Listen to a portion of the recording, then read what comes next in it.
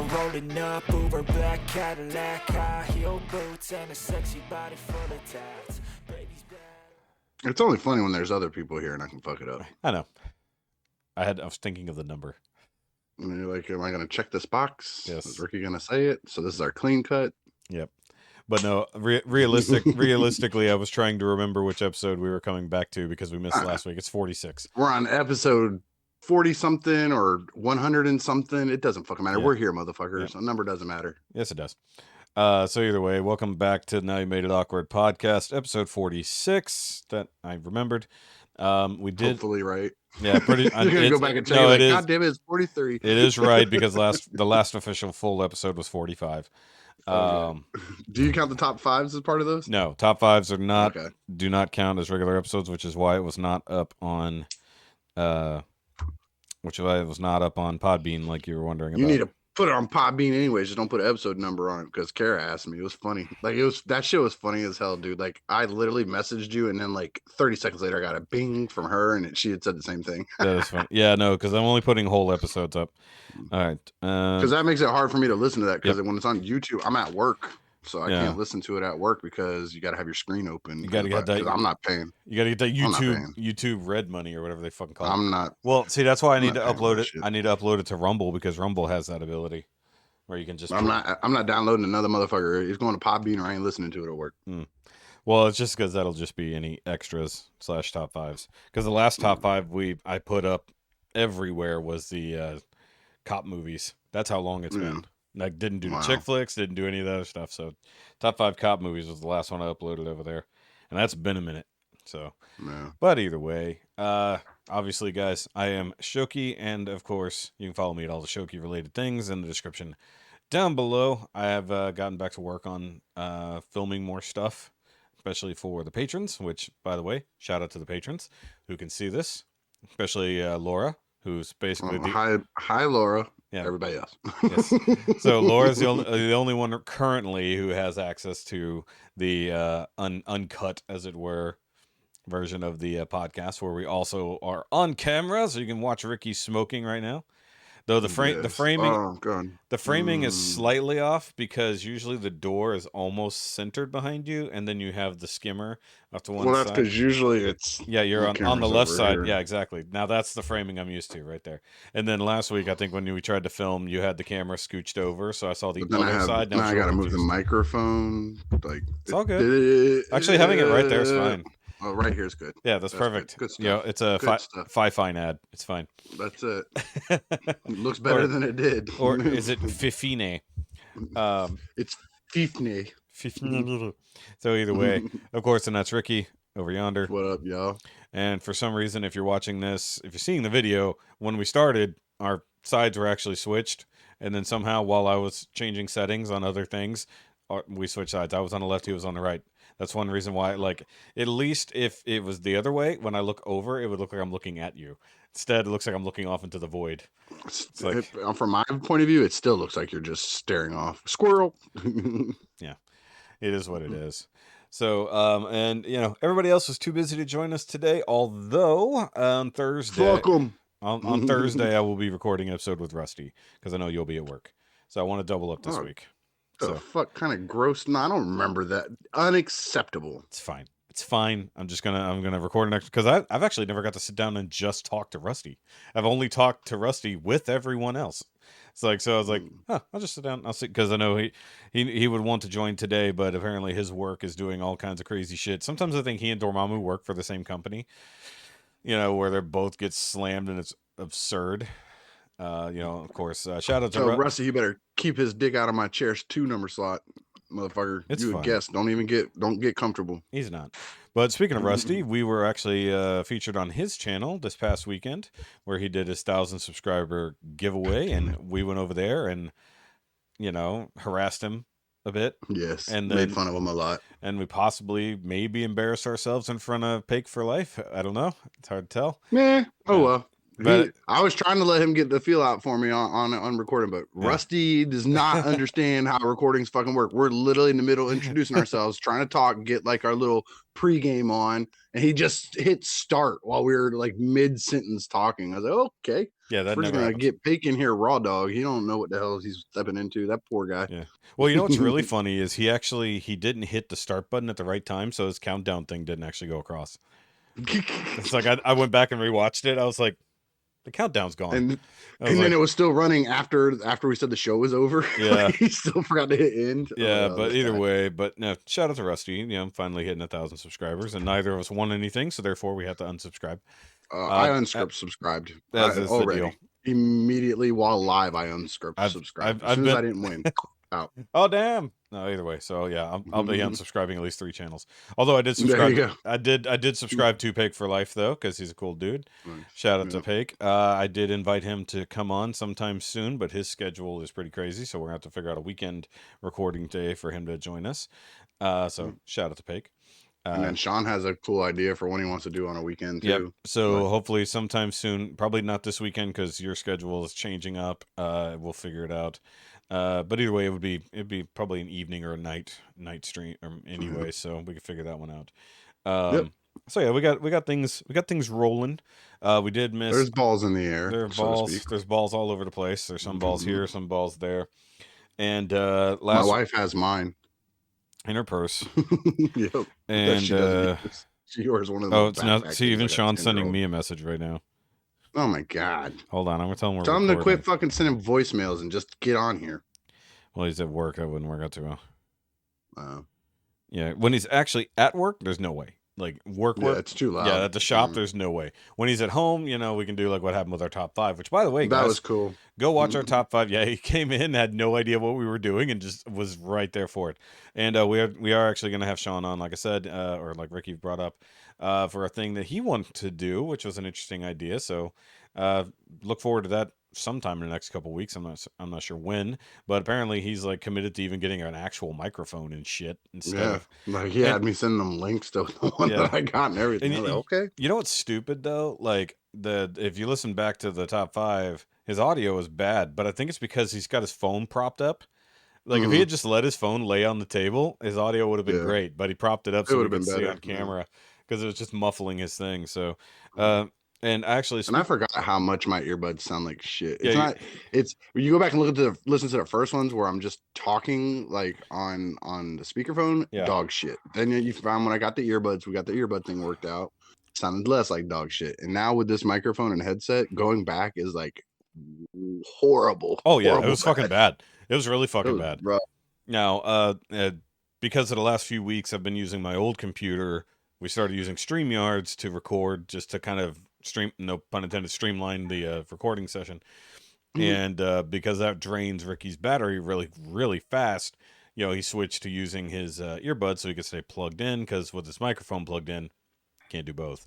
You know? It plugs in the charging port. Not to mention your microphone is actually using the power of your... That's what I'm saying, it's drawing from it. Yeah. But yeah, you need to send me that splitter, like a thing I know you're good at finding shit like that. I need a splitter that plugs in here, so I have 2 ports. The only issue I have with those is that I always worry that it's going to cause any kind of interference, but we'll see. Only one way to find out. Worst case scenario, it's going to be like a $5 thing, if that. Yeah. You know, but what was I just? He's getting a microphone. Yeah, no, I was going somewhere else, and then you said that. Sorry, my brain is still kind of fried. Also, I only had like 4 hours of sleep last night, so sleep is overrated. No, it's not. Not after the last week that I've fucking been through. So last night, Jessica actually left to go to her ex-husband's funeral. So everything kind of kicked off early today, which apparently was a mistake on the schedule. So you know, it was way the hell out, like almost 2 hours from here. The irony being he died in Houston, but they buried him closer to home, so it was 2 hours from here. And so she went to go stay with her mom, because that would only be like a 35 minute drive, you know, from there. And then she, you know, goes there last night, hangs out with them, stays there. She contacts me like 7:30 this morning and says, yeah, they got the time wrong. It actually didn't have to be here till 10. So she could have just left. She could have just left at normal time this morning. So it's a little awkward to sleep without your spouse, When over you're used time. to it, You're yeah. so used to it. But then again, with her snoring, I was actually a little bit better off. But I was So mean. But I was also, dude, it's not even about being mean. It's just the fucking truth. She snores so fucking bad. Like Sunday night, she rolled over to hold me and was just snoring right in my fucking ear. I was That's when I do this number. You just do the old school, like Three Stooges, and just stick your things right over her nose. I've done it, but actually, what I ended up doing, I got up because I was also thirsty, so I went to the kitchen, I got some water, and I grabbed my earbuds, and I just put my fucking earbuds in to help. I can't muffle. sleep with shit in my ear. Dude, I didn't have a choice. I was like, I put the earbuds in just so I could sleep. I put on a YouTube video so I didn't hear her, and I fucking fell back asleep. And then I took one of them out, the pillow side down one. I took it out because it was hurting. But last night I think I fell asleep sometime around midnight, and I get up at 4:35 in the morning. And so like that kind of sucked. So I'll probably very promptly take a nap after we're done recording. I'm going right back to gaming as soon as we're done. Well, you know what's funny? So the reason I stayed up is because I had a Coke with dinner, so I had that extra caffeine. You had some Coke with dinner there, Scarface? A Coke, not some a Coke. Bump, heard. But the funny, rail. So like so I'm drinking a Monster right now. I can drink a full Monster and just take a nap. It's like, dude, I'll finish this. Dude, I'll finish this coffee. If you get into a monologue and you just hear me do this, I'll go to sleep with this shit pumping in my system. Yeah, same thing. Though it's really funny. Also, this past weekend I did a lot of drinking, due to what happened earlier in the week, which I'll get more into here in a minute. But so I was at the local brewery that I'm always at Friday night, and there's some regulars in there. It's an old couple, and then they're old friends. Usually they all hang out together. I've talked to them a bunch over the years.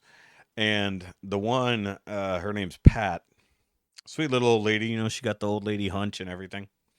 And so to speak. No, she fucking has she's nope. All hunched over. Think about it, hunching. The old lady hunching. That's why I said sweet old lady hunching. That's why I said hunch, not hump. So either way, because she doesn't have a hump, she just has a hunch. Shut up.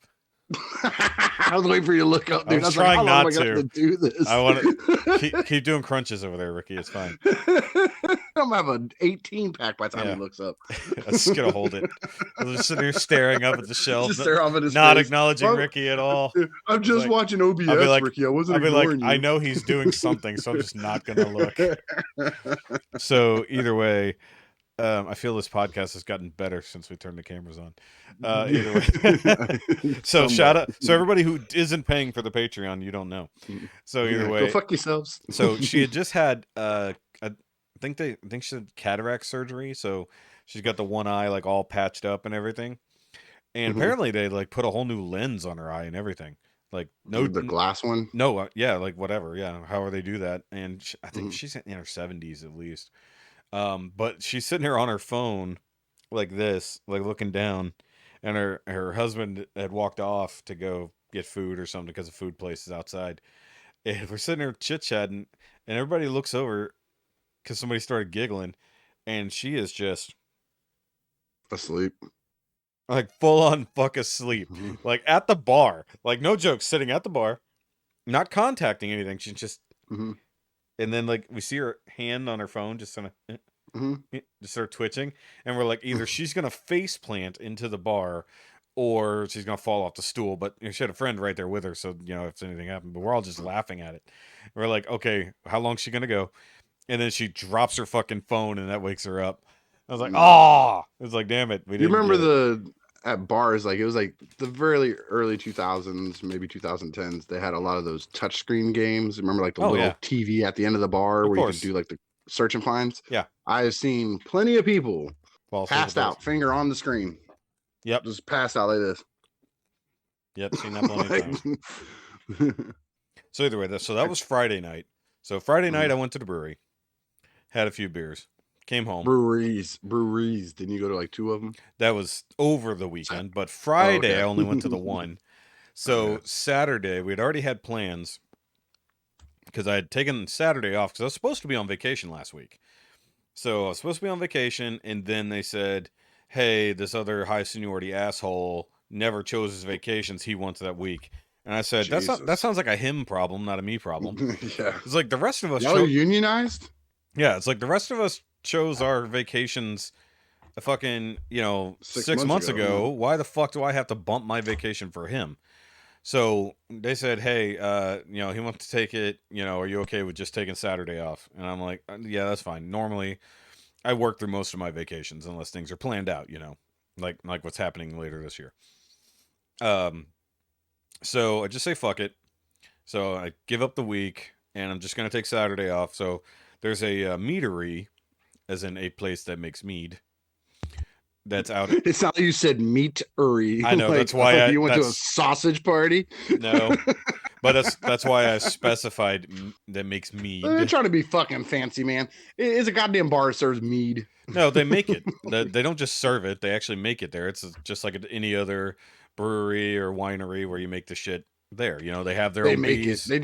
They put honey in a thing and let it rot for a while, and then serve it to you guys and call it mead. Yes, and it's really fucking good, by the way. So, and it's way out in the country, and I mean, like, it's like an hour, it's like over an hour from here. So it's like literally middle of the country. You don't have to explain to me, man. When somebody from the country says it's way out in the country, I knew exactly what the fuck you meant. It's next door to BFE, if anybody. Yeah. So. Did I ever tell you I've driven through BFE? Oh yeah, like actual BFE. Yeah. Yeah. When I lived in Mississippi on the way to Tupelo, there's a town called Egypt, and you literally you look. No, we haven't Egypt. It's all cotton fields. Yeah. You look that way, it's all just crap, and then you're out of it. No, there's an Egypt out here too. Yeah, but it basically got erased and turned into another town. But some of the roads are still there with the old name. So. So we go out there because it's really good. Last time we went was with a few friends. I think it was like an anniversary party for them or something. I forget. There was some big deal going on. It was close to Christmas, and or close to New Year's, somewhere thereabouts. It was cold as fuck. I know that it's cold and super windy, and it was just as cold and super windy when we fucking went Saturday because apparently winter decided to come back for about 5 minutes. But either way, went out there. We had a good time. There was we noted this in the parking lot. There was legitimately 8 fucking Teslas, like all parked. We got lots of Teslas where I live at. Yeah, but I'm talking about middle of the fucking country.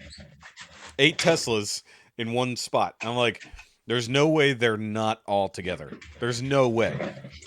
So we walk in. It's like a biker club, but it's just Tesla people. No, it was a family. They go out on their Tesla drives. No, it was a family. It was a one whole family. It was an Asian family. And it was somebody's 30th birthday. I don't know whose it was, but they had like a 30 balloon. They had some shit set up off to the side. And everybody got Teslas for their birthday. Dude, and I mean, like, it wasn't even the same. Like, there were some Model X's, some Model 3s, some Model S, like every fucking version of a Tesla. I was like, what if they work at a Tesla dealership and they just took work cars and drove over? That would be pretty dickish. Also, I want to know why Tesla dealership has so many Asians working for them. Like, well, because we have like two Tesla dealerships nearby, and it'd be like, that's a little weird in their hiring practices. A little fucked up. They're a little focused. But no, that's a Ford. Yeah, that is. So at least you know what that one is. But like, they took up the whole middle of the actual like tap room, So we kind of we found one table that was really available that we could just chill at, other than wasn't really uncomfortable bar stools. But the reason I say they definitely were all together is because once that family left, no more Teslas in the parking lot. It was just kind of funny. I said, there's no way, because 6 of them were together and then 2 more were off to the side. Like, they clearly showed up slightly later. It was just funny. I was just like, there's no way all these cars are not together. And mind you, it's not like they've got like the Tesla chargers and shit like that. When I say it's country, I mean it's fuck off country. Farmland and shit. Say less, man. I know what you're talking about. But I'm for the people who don't. I'm just letting them know, because they aren't in your Patreon. Yeah, this people in your Patreon. This is basically a bee farm, for lack of a better term. And the cool thing is, like, they actually develop stuff, like they'll build the bee boxes and you can buy that shit from them. You can buy the stuff to harvest honey and everything from them. So they're not just capitalizing on one end, they're selling honey, they're selling mead, and they're making shit to also have your own beehives. So they're the Cracker Barrel of bees. Kind of. I mean, you walk in, you can get it. You could build your own Cracker Barrel with everything they have Yeah. for sale inside those fucking shops. Yeah, it's like buy your own Cracker Barrel franchise in the gift shop. We'll set you up across the freeway. It's fine. Dude, those rocking chairs on the front, if you pay attention, they have price tags hanging on the back. They'll sell the motherfuckers to you. Somebody else's ass grease all over it, and they'll sell it to you. No, thank you. Oh yeah. So remember the other weekend I said we went to Cracker Barrel for breakfast, and we were told we were gonna have like a really long wait, so we went back outside, and we sat down by the big ass checker set. Yeah. Yeah, there's one fucking piece missing. Of course. I was like, what dickhead fucking did this? And why can't just I just enough to fuck up? Just use your phone. Yeah. Just use your phone as the replacement. Well, what I said is like, we'll just remove one, so we'll just start at the same spot. So, and then we literally got 2 moves into the game, and they called us. So it's like, oh, nice. Well, I guess fuck your 45-minute wait then. So, country 45 minutes. Yeah, and then so after the meadery, we still had plenty of time before I needed to get home to do the live stream with you, Rusty, and Pake. So I said, fuck it, what else can I do on the way home? And I thought about it, I was like, holy shit, there's a brewery out here that I've been wanting to fucking get to since it opened, but it's so far away, it's not like just easy to go do. I said, fuck it, we're literally right here. So we went. It's a fun little place, you know, little fucking backwoods brewery, you know, once again, middle of nowhere. But they definitely know their clientele. It's like they to surprise everybody. This is actually an intervention for Shoky. No, see the thing is, showing his alcoholic card today. No, he's like, I only go to bars that are easily accessible to me. I'm not going there if I have to drive. Well, that's not true because I have driven to other cities to go drinking, so that's not true. But hey, look, if I've got good places to drink 2 minutes away, and I've got an okay place to drink 30 minutes away, I'm gonna go. And everybody knows your name. Yeah. You walk in, they're like Shoky. They do the norm. Yeah, no, it's pretty much they all see me walk in and they go, oh, fucking A. Nah, here we fucking go. Yeah, here we go. Like, this guy's here to talk about his IPAs again. No. I mean, it's a brewery that happens anyways.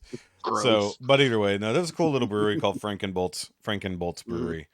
It's like basically a one-man operation. You know, he doesn't have employees. It's just him and his wife. And they had some dudes out there making crawfish and everything else like that. It was a nice little place. Nice. And inexpensive. You know, it was pretty fun. So I'll find a reason to get back out there one day. Their anniversary party's on the 1st, but I was it's called the DTs. That's gonna be all you're in. Well, you know, the thing is like if you balance your drinking properly, you don't have a hangover. So like that's called being a functioning alcoholic. So no, because functioning alcoholics just deal with the fucking detoxing. I've known plenty of functional alcoholics. Yeah, they don't ever detox. They just stay drunk all the time. Yeah, but like no, because the funny thing is so when we were doing the recording, so I had a bunch of mead, I had at least one beer.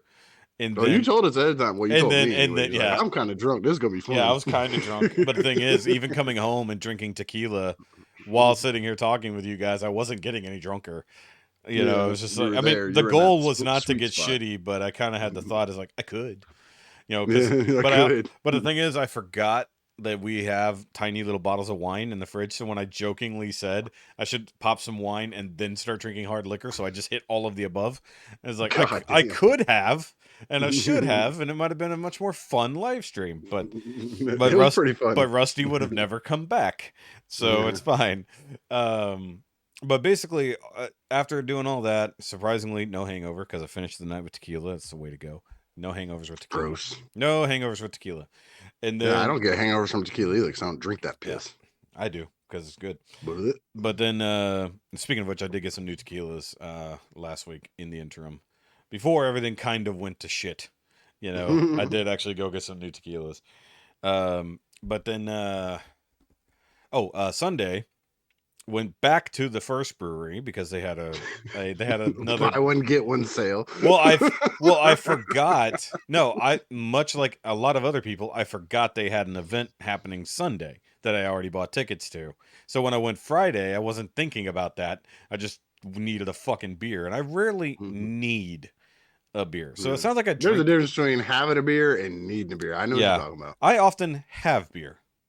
On live streams. I usually have my Jameson drinks too, but there's some days when I come home from work, I need and I rarely need And Friday, I needed. You probably needed more than what you drank. You had a hell of a week. I absolutely did. So for those who, a lot of people are in the know, especially on the Patreon. I kind of let it all out there for the Patreon.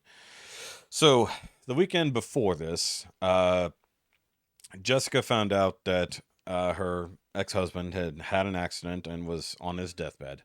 So that was Saturday. She went to go visit the family. He was in a car accident? No, he actually fell off of a ladder or off of something or off a roof. Oh, he was on a job site, and apparently he just passed out and hit the ground. And they said he'd been having a hard time controlling his blood pressure, so odds are his blood pressure went through the roof, and something happened. Either he had popped an aneurysm or passed out or whatever, got some brain damage. Basically, he was brain dead by the time she went to go visit him.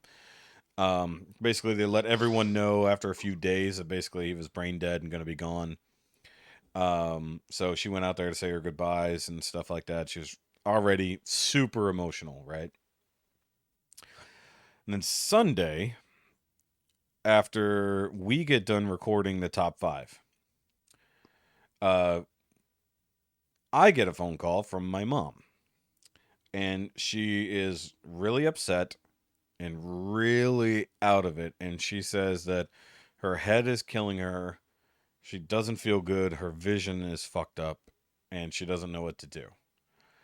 So I said, okay, hold on, stay on the phone with me. I called Jessica, from the other room, because I had the door open, and I said, call 911, send an ambulance to Mom's house right now. And she's like, oh God. And we're kind of always on the ready for this because my mom has tried to die on us like 5 times in 3 years. Tried unsuccessfully, knock on wood. Yeah. And so we get an ambulance over there, and I call my aunt, who is most of the time right down the road, and she kind of was, but what I didn't know is there was a family event happening at the same time. It was somebody's daughter's 2nd birthday or whatever. Who gives a fuck? Who cares about a 2-year-old's birthday?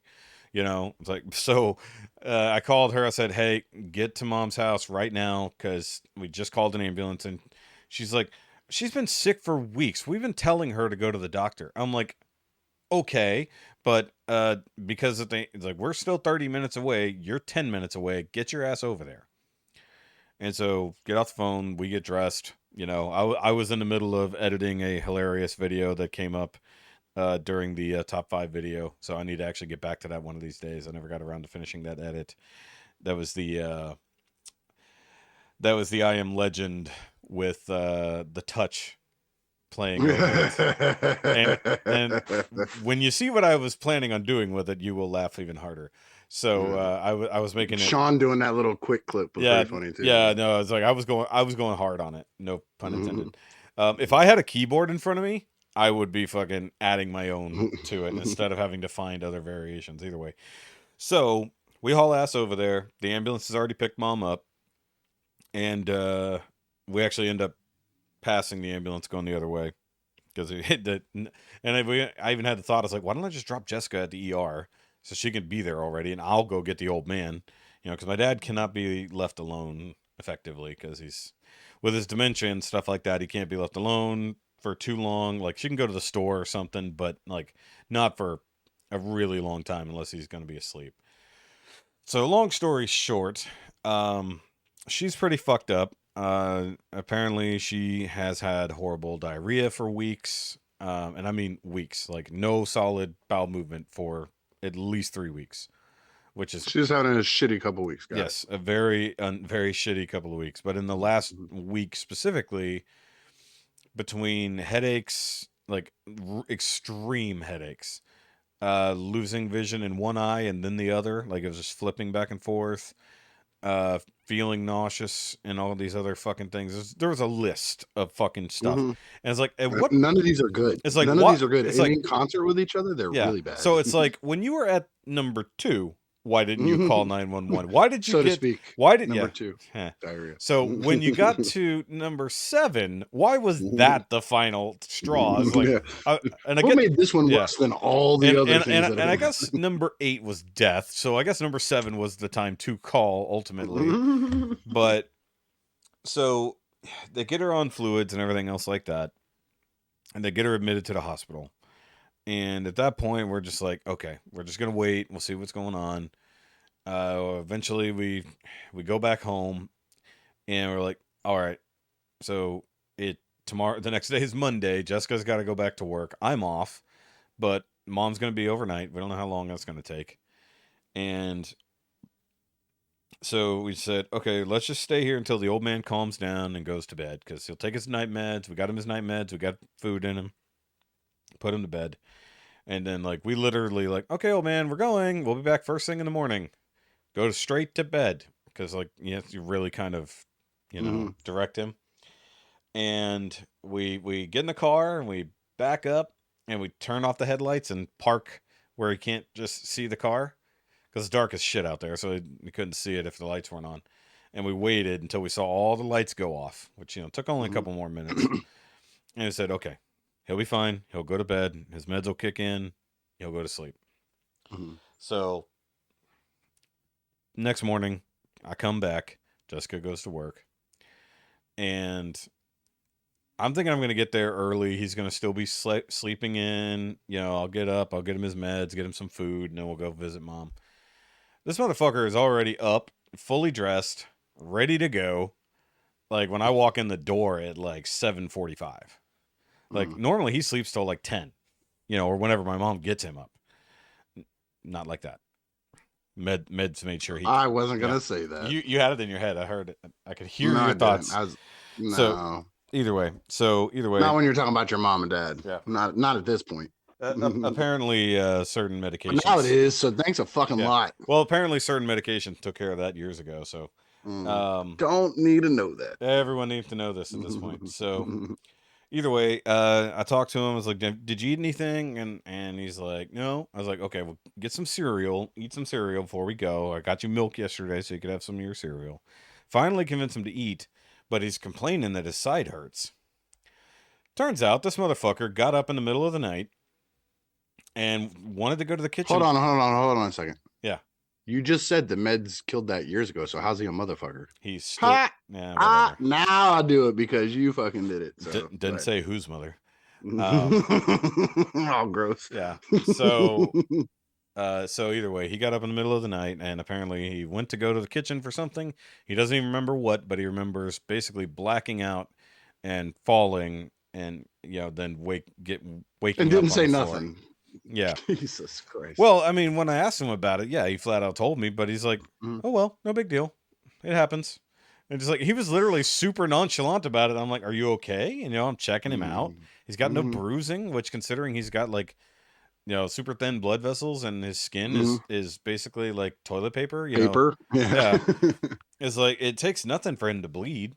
He had a big old bruise on his elbow, but I don't know what caused that, because he's always got busted elbows. He's already got Band-Aids on the other one. I mean, it doesn't take anything. He can just barely catch it on the edge of a door at all, and he won't even notice it or feel it. The textured walls can tear up his skin, And so I'm like, okay, I'm not thinking anything of this. We go to the hospital, and turns out... To visit your mom. Yeah, to visit mom. It turns out that she's got a bacterial infection in her gut. A fairly common infection, but, you need to get it fucking treated, obviously, because it doesn't just go away. It's bacteria. And she's just been ignoring it for weeks. Yeah, she's just been ignoring it, just trying to basically treat the symptom, but not without ever going to deal with any of it. But basically, it pushed her to extreme dehydration, even though she was doing her best to keep fluids in. You can only do so much when that much is coming out of you, without being too gross. But then also they said that basically the extreme circumstance of the infection triggered symptoms of a stroke. So she thought she had another stroke. She's had multiple strokes already. A couple, like 2 heart attacks, and I think up to 4 strokes, possibly more, to where she's got scarring, on one of her lobes from it. But the thing is that what was happening to her was actually happening to the opposite side of the brain that, she normally has issues.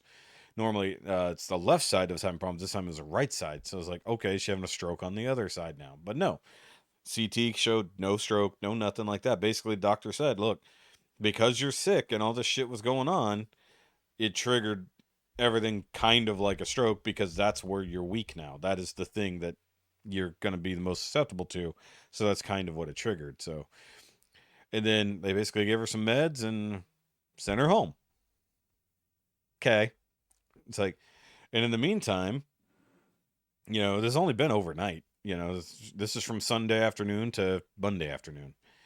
So I cook them dinner, you know, make sure they don't need anything. We run to go get groceries for them and stuff like that, so she doesn't have to worry about it. Doctor said, look, get your meds. You got to go take this antibacterial med, all this kind of stuff, and chill for the next couple days. Get yourself some help. Don't do anything for 2 fucking days straight. And then we'll see you next week to follow up. And it's like, okay, fine. I was like, I can reduce my schedule tomorrow, come here as soon as I can, and everything else like that. We go home. Fuck me. The next day is just... The next 3 days after this are just fucking horrible. So, they didn't get any sleep because the old man's in immense amount of pain. So he's constantly making noise, which keeps her awake. So she's basically also been awake for 4 days straight. She hasn't slept. So everything else on top of that, she hasn't been sleeping. She's sick. She's supposed to be getting rest. She didn't. So now I've got my brother over there. My aunt is over there. We show up. Or at least I show up. Sorry, Jessica went to work. And it is just a fucking shit show. I basically like having to spell all this out for my brother because he didn't think anything was wrong. At least with my dad. Clearly not with my mom. He's just there to help because I called him for help. And like I finally convinced him. I was like, no, there is something wrong with the old man. Like he doesn't even believe in the dementia. Like they haven't been around enough to see my dad's dementia kick out. So while we're sitting there talking about it, Mom starts flipping out about all this other shit, thinking somebody hacked her Facebook. Nobody ever hacked her Facebook. Nobody did. She made a post on Facebook in her delirium, didn't remember it, and then clearly in the middle of the night also edited it. Because like the thing is, she's like, I didn't make the initial post, but it's changed to this. So not only did somebody else post this, they edited it to fix it. I was like, do you ever know a hacker that will just make a actual normal post and then go in and then edit later to fix the mistake they put in it and expand on the information? And it was about her like status. It wasn't like it wasn't like a crazy fucking post. It was literally like, I'm home from the hospital. This is what's going on. This kind of stuff. Vague booking, but still updating people. I was like, you did this. Like, I did not do this. Somebody hacked my Facebook. I was like, okay, whatever. Fine. Change. Motherfucker. Did you hear that? Something just fell. Yeah, I watched it happen. Was it a turtle? Yes. It was Mikey as the mummy. That is weird. That figure has never wanted to fall. I literally just watched it fucking go. Oh, well, I heard it. Yeah, it fucking hit the ground hard. That was a loud thump. Either way, so that's okay. Just put a Band-Aid on it. Yeah, he's a mummy. It's okay. Yeah. Worst case scenario, his head popped off. So either way, after just dealing with that nonsense for a little bit, she finally says, look, take your dad to the hospital. Go get him checked out. They were trying to get him into an urgent care, but I guess his insurance sucks, so no urgent care would see him for x-rays. So he said, fuck it. Take him to the ER. We'll go literally right back to the fucking hospital we just left the day before. I go down there. It is fucking packed. I mean, there were 25 people ahead of us, and that's only the people I could see.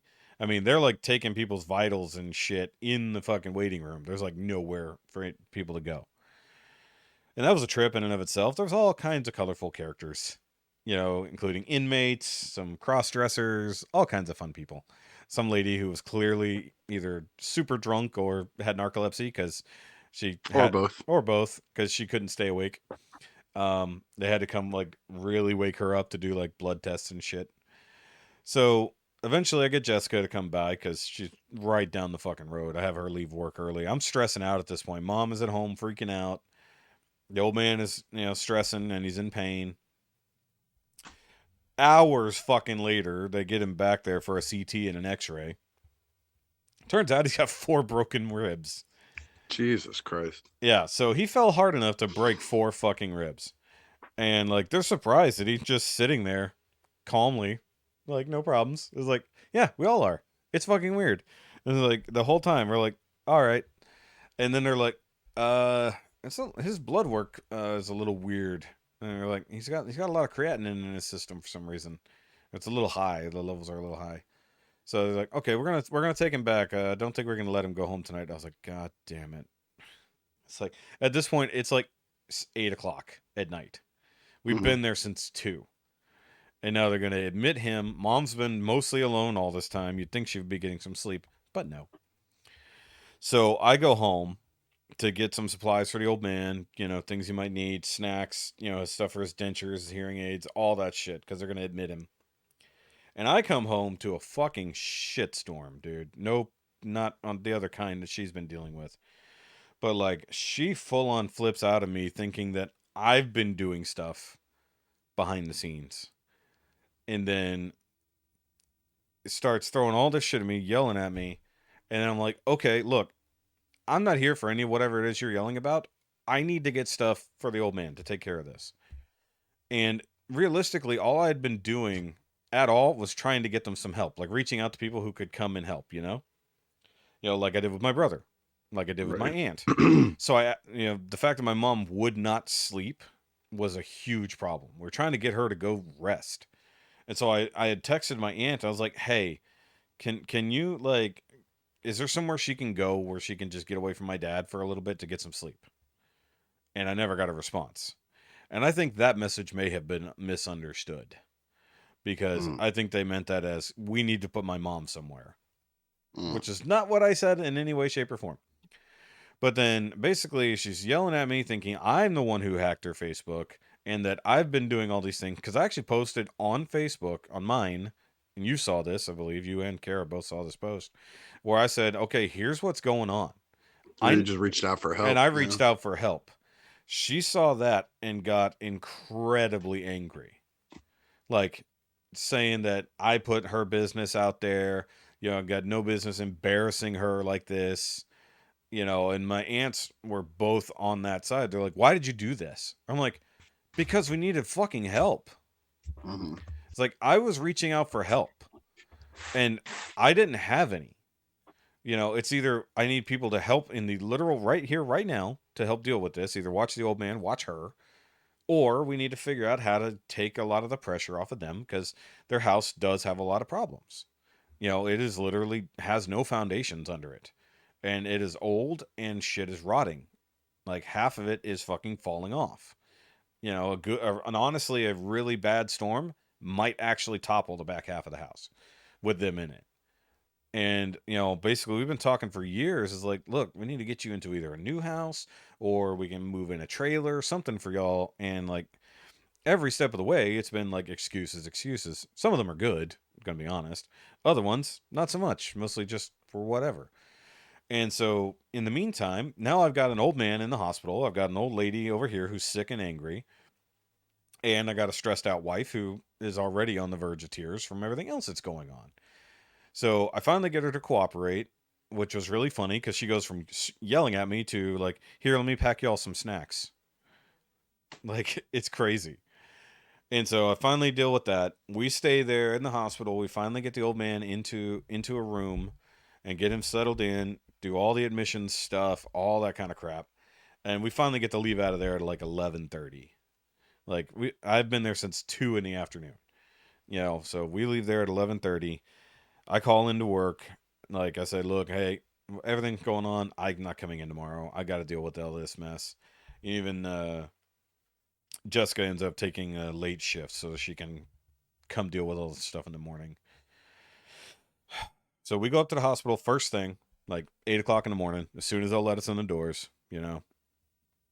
And the old man is just perfectly fine, They said, we got some updates from overnight, he slept when he could, they did a few tests overnight and stuff like that. And otherwise that, he's just been chilling there. No problem. He's like, can I go home today? And I was like, nope, doesn't look like it. It's like, you're kind of fucked up. And then that's when we, over the next few hours, they discover that his oxygen is surprisingly low. Like, he's been on oxygen, like, the whole time he's been there.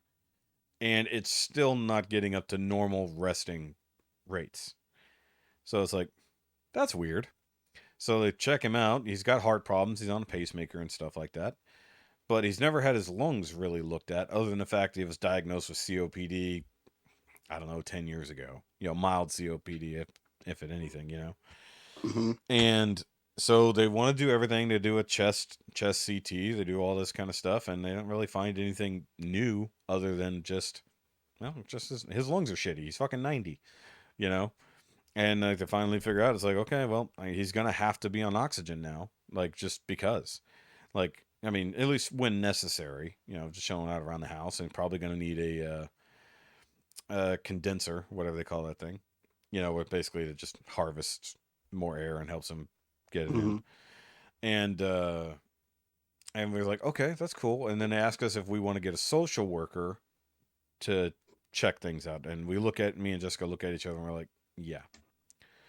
So we finally get to talk to the social worker, and she's a super nice lady. Like, I mean, that's her job. That's what they're supposed to do. And really, she kind of lays out like all the kind of stuff that they can actually do. She spends hours researching programs, especially for vets, because my dad's a veteran. And then eventually my mom shows up. After we haven't been able to get a hold of her for a few hours, my mom shows up at the hospital. Instead of staying at home, getting some fucking rest, she has been going 90 to nothing like all fucking day, apparently. Like trying to get her medication, trying to do this and that, and all this kind of stuff, instead of doing any kind of resting. I think she said she got like 2 or 3 hours of sleep and then fucking went right back to it. And so she's still stressed the fuck out. Mind you, Jessica and I have been here. My brother is there, and we've been there all day.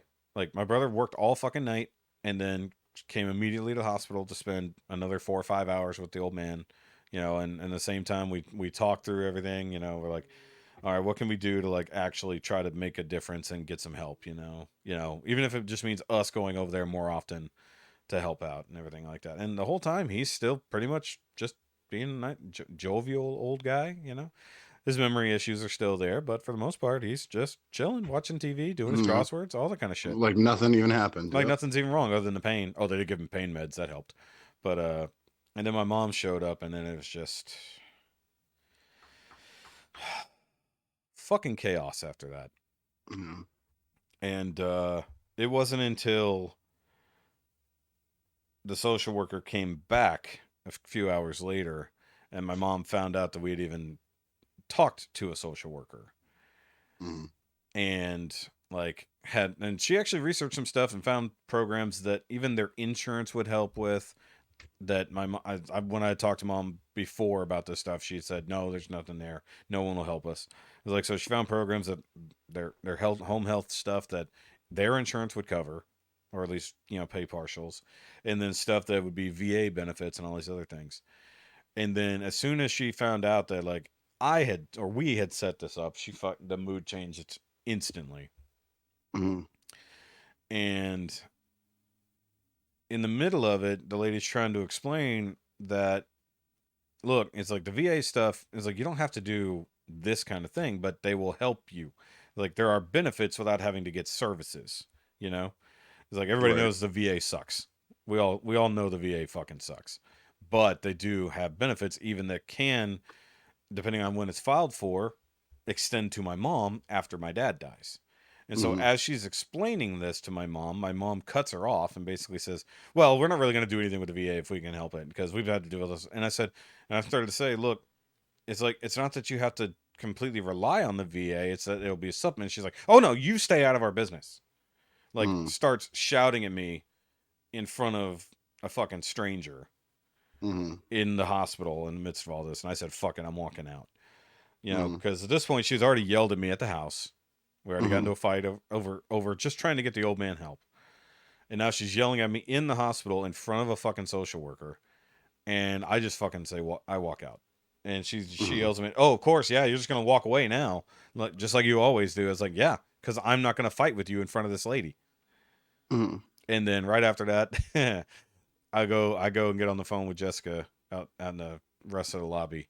And after that, another doctor and another nurse go in there amidst her going off. And like she just starts wailing at them about what everything I've done and this, that, and the other. While they're trying to examine my dad. They're not there for her. They're there for my dad, including one of the doctors Jessica works for. Because they want to get him into their office because he's never had a pulmonologist. It's like his cardiologist has been doing all the work, right? Which, sure. Holy shit, dude. Like, at this point, she basically has told me off. And I told Jessica, she tells me that her ex-husband has now died. Like, it's like, fuck. So in the middle of all this, she's already a wreck from everything going on here. She now knows that my mom is incredibly pissed off at us just for trying to get them help. And then now she gets the bombshell of her ex-husband has died. All at the same time. She's like, well, I said, okay, now that I have that news, do not come back up here tonight. Because she was going to come back up after work. And I was like, you're not going to come in here with that because you won't be able to hold back emotions. It's like, I'm doing my best right now, as enraged as I am. You won't be able to hold anything back, and we don't need that kind of drama in the fucking hospital right now. At the same time, it's upsetting my dad, who's just trying to mind his own fucking business or answer medical questions. And my mom was screaming at me or screaming at whoever, even to the point she's on the phone with my aunt talking about her medication. The nurse walks in who had worked on my mom the day before, like gave my mom the medication that she needed in the hospital. And my mom talking about that medication, why there were so many problems with it. And she said, no, it's pretty common for us to administer that and to prescribe that. And she's like, oh, are you talking to me? No. I'm talking about my stuff. You don't worry about what I'm doing. And I was like, you were her patient yesterday. Shut the fuck up and listen. And I'm just holding my fucking mouth shut at this point, looking on my phone, messaging you guys and other people. But like, holy shit, dude. And it just got worse and worse. So that night I come home to Jessica, who is just an emotional wreck. Of course. And now I'm an emotional wreck. I am so beyond stressed. I can't fucking string 10 words together. Like, I can't focus on anything, and my head is just fucking pounding because I haven't been eating anything. My blood pressure's through the fucking roof. And, like, I can't see straight. I can't fucking talk straight. I feel like I'm going to have a fucking stroke if this shit continues. And so I just said, fuck it. Look, tomorrow, not dealing with it at all.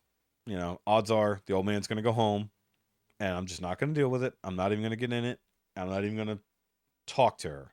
I'm just going to let it be. Because she's enraged right now, and she's not in her right mind. Because she's still ranting about how her Facebook got hacked.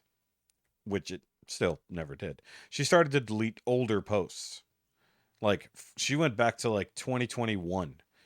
Deleted everything since 2021 because she thinks someone else did it.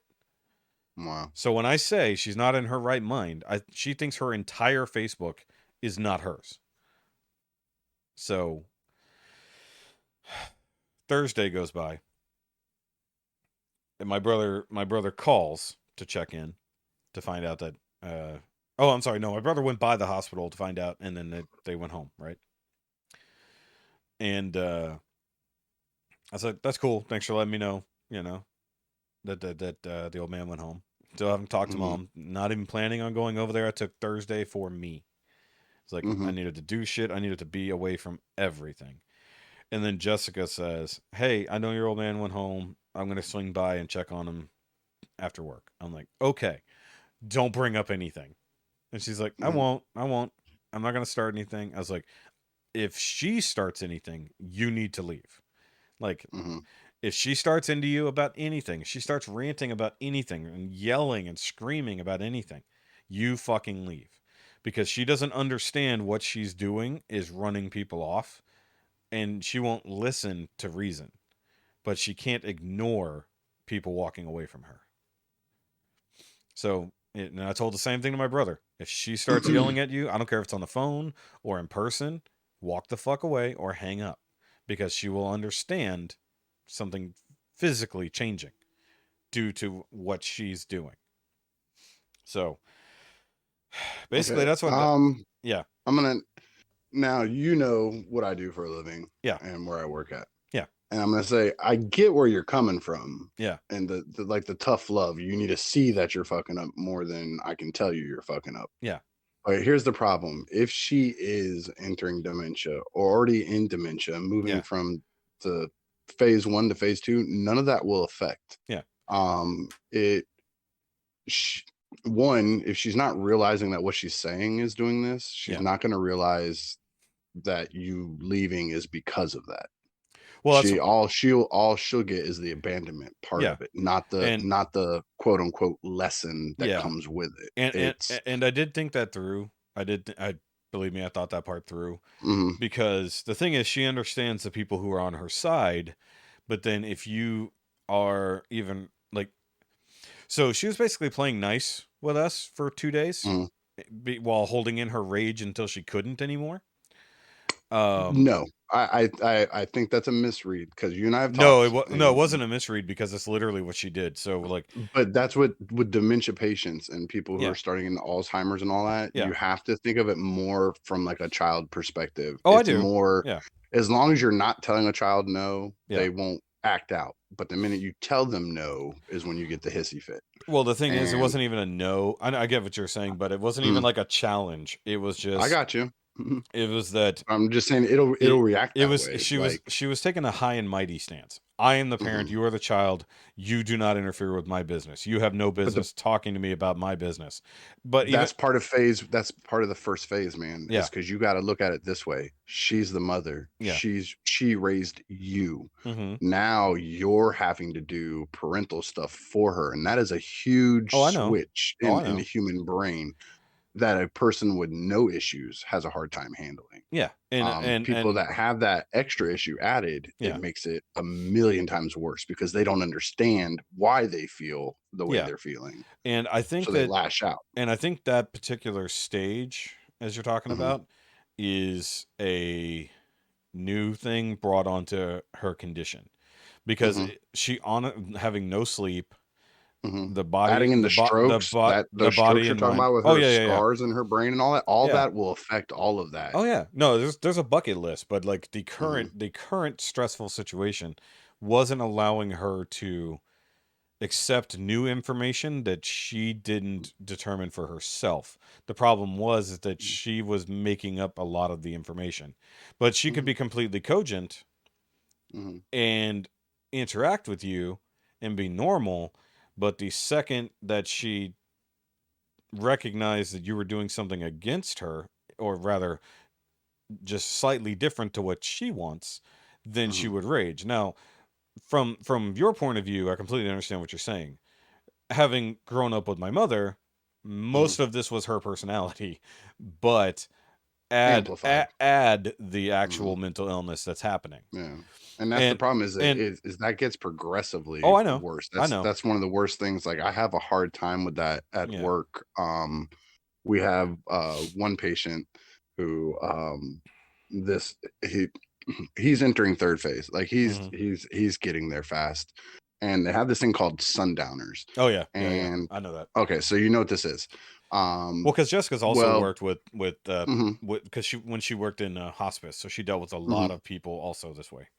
So when you get towards the latter phasings, that sundowners no longer acts that way anymore. They use that term because usually it happens at night after the sun has gone down, but later in the latter part of phase 2 and into phase 3, it becomes all the time. It's just still referred to as sundowners because of the actions. And they'll flip flop too. Yes. Yeah. And he literally food will be in front of him and he will become physically like an altercation with the nurses because they're not feeding him. He doesn't have any food and it's literally sitting right in front of him, and he'll just taken bites out of it and be swearing, not cussing, but swearing before everybody that he has not had any food. Everybody's taking it away from him. He's never got it, yada yada, so on and so forth. And we'll start an altercation with him. And the other day he did that, and when he did, he pushed the nurse who tripped backwards into another patient who's in a wheelchair. Oh shit. And knocked that person out of the wheelchair. So now I have to rush out of the kitchen. The other nurses come over because now we're trying to pick one patient up while keeping this other patient separated. Yeah. And him and I, like, we get along. Like, I talk with the patient all the time. And so he always comes to me with stuff. Like he thinks I'm somebody that I'm not. and I don't play. You're not supposed to play into it because it can be worse. Yeah, of course. But I still give him an ear and talk with him and stuff. And he calls me Gary. So he just, Gary, I gotta go. I gotta leave now. You know, it's time for me to go and all this. And it goes on for a while, and I get him off on his own, kind of away from everybody. He calms down, I get him to sit down.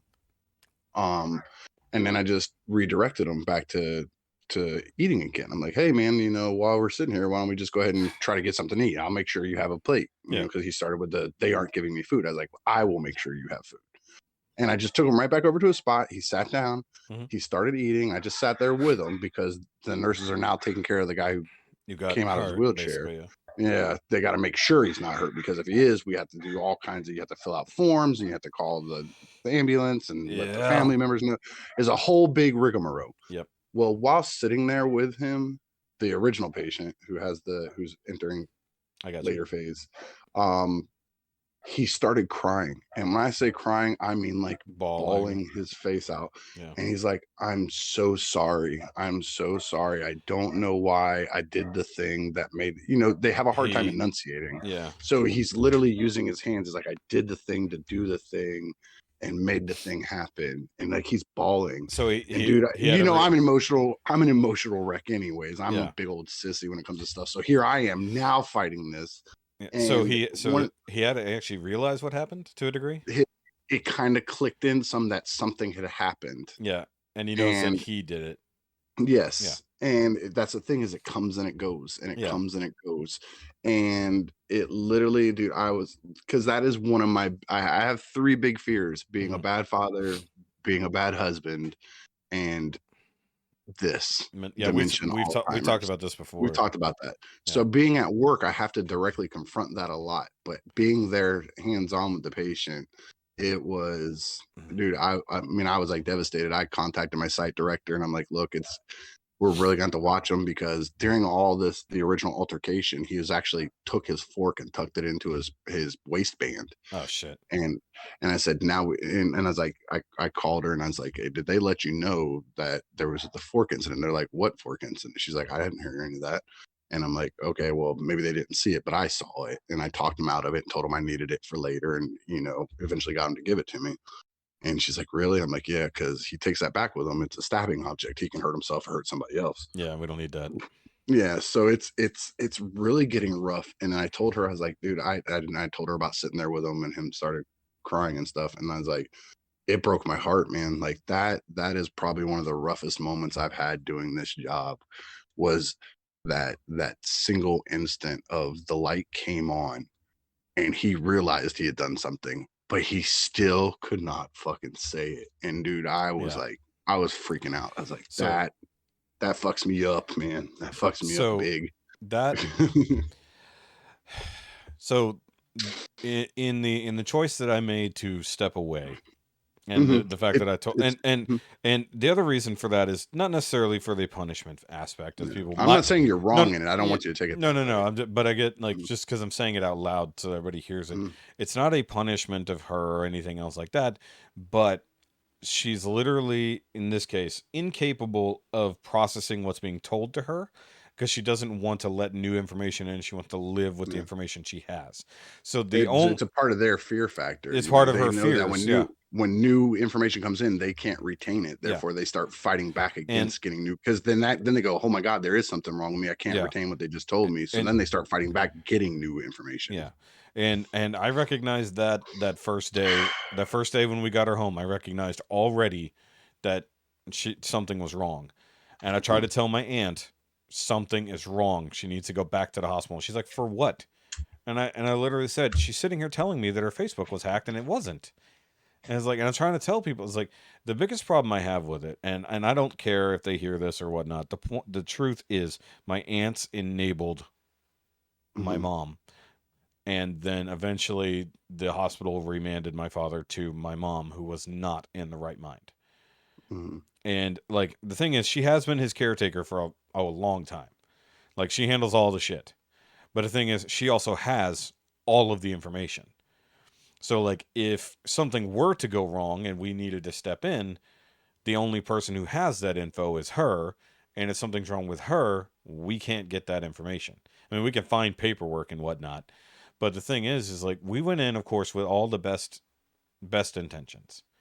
Literally, like we're gonna get them help, whether that's in-home help, whether that means we hire somebody to mow the fucking lawn for them, something. Or if it comes down to it, we find the way so that they can get into a facility so where they can both get help. Not even like a full-on play, but like a community, where it's not it doesn't have to be 100% 24-hour care or anything else like that, but where you don't have to have responsibilities and, all your shit is basically taken care of. But the rest of the life you can just live, And because other people were talking about that, we weren't making any moves. We were just discussing it. That got back to her from people I talked with it or talked to about it, like who are also coming up with these ideas. And then like they turn around and say, well, that was wrong for you to do any of this stuff for your mom. I was like, bitch, you were the one I was talking to. Right. It's like, who was in the wrong here? So either way, they enabled her, unfortunately, and would not admit that she was having deficits. So Jessica goes over there Friday after work. Or I'm sorry, it's Thursday after work. Mm-hmm. She was just going in there to check on the old man, make sure he's set up with his oxygen, make sure he's doing okay. But I knew ultimately she was going to say something because I didn't allow her to say something the day before when everything hit the fan. Mm-hmm. And she just went in there and she wanted to just say, look, I got the social worker because I wanted to get y'all help. And that just that just set everything off. And then, because of something I had said to Jessica, basically what I said in the middle of all my stress and anger, I said, with all this nonsense going on, it's like sometimes the only solution is going to be a beer and a gun, And I didn't say anything definitive. I just said that. But of course, basically she took it as I wanted to blow my brains out, which, obvious interpretation, or could mean, other such things. I did not take any violent actions against anyone or myself for anybody who's listening. But I just had to get that thought out there that, other people go through this shit. It usually doesn't end well. But I said, that's basically my point was other people can go through these exact stresses and they're going to end up on the fucking news. So she said that to your mom and it pushed her over the edge again. My mom, she said to my mom that, at this point she's already in tears because my mom's already yelling at Jessica. And she says, well, when my husband comes to me saying that he wants to blow his brains out because of you going off the deep end and not understanding what's going on, and all we tried to do was help, I'm going to listen and I'm going to pay attention to what he said. And then she said, well, if he feels like that, then he doesn't have to come around here no more. My mom said that. And then Jessica just said, okay, I'm done, and picks up her purse and walks out. And then my mom just says, bye. Like just fucking, kind of how we say "K-bye" here. Just flippantly, like, fine, fuck off, fuck you. And it's like, so I told her, it's like, look, it's not going to do anyone any good for us to get involved right now. It's like, we got to let it cool down, because if nothing else, she's on her meds. She'll get better, and maybe her brain will get straightened out. It's like, because she still has a fucking massive infection. It was like, God knows what it's still doing to her. Even though she's better from, not having a stroke, quote unquote, she still has to get this fucking infection cleared up. It's like, she's not going to be in her right mind for a while. Even if this isn't a permanent situation, she's got to be able to either get better and get more reasonable or not. It's like, she can be reasoned with, but not right now. That's what I said. It's like, don't fight with her. And then even when my brother talked to her, like the next day, she was still fucking going off on shit. Like, it just, like, it's like she just kept reliving the fucking anger moment over and over and over and just kept going off. Like, she'd be fine, and then she'd just be triggered. Even if she triggered herself, she'd just keep fucking going. And it's like, and I don't want to abandon my parents by any stretch of the imagination, right? And I definitely don't want to be a bad son, but I also can't be the target of her anger and hatred just for trying to help her, because then I'm going to be a trigger when I walk in there. Like, Right. she might be having a great fucking day. I walk in there to just have a calm conversation, and she triggers, and then instantly right back into the fucking screaming and yelling, and my Facebook has been hacked. You Right. know, and like we're monitoring it from afar. You know, other people who are going over there and visiting and talking. Actually, I need to check with my brother because he said he was going to swing by there on Sunday. I need to see how that went. But yeah, it's a fucking it's turned into a It's hopeless a hell situation. of fucking week, and it's and the part that's overwhelming, and I know sometimes I can hear it when you're talking about it. Yeah. Is that it's the beginning. Like, it's not even like the end of this. Like, it just doesn't stop because the week's over. Yeah, Like, this is gonna get progressively harder. It's like And that's scary. And the thing is, with my dad, we have solutions. Mm-hmm. It's like, he's got broken ribs. Not much you can do about it. Just make sure he does his breathing exercises so his lungs don't collapse until they heal. Oh, he's got to be on oxygen from now on. Cool. We got the oxygen taken care of. I'm going to need a physical therapist. Cool. Physical therapist is set up. All that's set up. Mom? There's really nothing you can do with that. It's like with mom? Fuck, who knows? It's like, it's a complete pile of chaos. It's just like, it's like, and she's the one who's quote unquote in charge. And so I just said, fuck it. It's like, look, we got to go focus on ourselves right now because we can't do anything to help them. Because if worst case scenario, it'll start leaching over into your marriage, and then it'll be issues for you guys. Yeah. And Jessica loves my dad. Like, he reminds her so much of her dad, who, you know, passed away when she was young. Right. And like so much of him is in my dad. And like, she doesn't want to lose her dad again, you know, in her mind. She's super emotional about it. Didn't help that she started her period in the middle of all this. Gross. But I mean, you know, it's like it's like everything else going on emotionally, and then boom, let's throw that whammy in there. Let's just throw on maximum hormone setting just to fucking make it better. So like, finally Thursday, you know, like I said, Thursday was like our cool down day. At least it was supposed to be. Yeah. And then she goes over there, and then, you know, comes into the shitstorm, and I said, look, tonight we're gonna relax. I'm gonna make some dinner real quick. We're gonna watch Mandalorian. We're gonna watch The Last of Us, and we'll just fucking go to bed. Like, fucking, we'll go to bed and actually get some fucking rest finally. So that leads into watching The Mandalorian and The Last of Us finally. Since we haven't been able to talk about either of those things in a while. The finale of The Last of Us. Loved it. I thought it was okay. It was exactly what I expected it to be. And they really did tie up the whole game in the first season, which is crazy if you think about it. I mean, I figured they would. I mean, it makes sense because that's a hard thing to stretch. But not really, because then they're tying themselves to just season 2 being game 2, and then that's it. They're done. Yeah, but they could probably stretch out game 2 a little bit longer, depending on how they tell the story, because they don't have to do the overlapping story. They could tell one side and then they could tell the other side, so they could stretch it out if they want. So, but anyways, with my biggest problem was the final scene. Like, I swear to God, it felt like they shot that first. Like, you know what I mean? Like, that's straight out of the game, though. You're talking about no, but I mean the acting. Like, when the truck finally breaks down and then they're walking to Jackson. I swear to God, like, their acting went to zero. It's like it felt like they had just met 10 minutes ago, and they had just finally like rolling through their lines. It felt weird. Like, I felt like it. I understand what you're saying. Like, all the connection and stuff that we'd built between the two of them and all that was like, it was like they were starting fresh. Yeah. And I think that it's meant to be that way because he's flat out lying to her. Yeah. She knows he's flat out lying to her. Yeah. Or she just can't prove it. Or she feels something is off. No. She knows. You can tell when she asked him point blank whether you know what he told her was the truth or not, or however she stated it. Yeah. And he said yes. You could see it on her face, and she's like, I know you're fucking lying. I have no proof of it though, so I just got to take you for your word.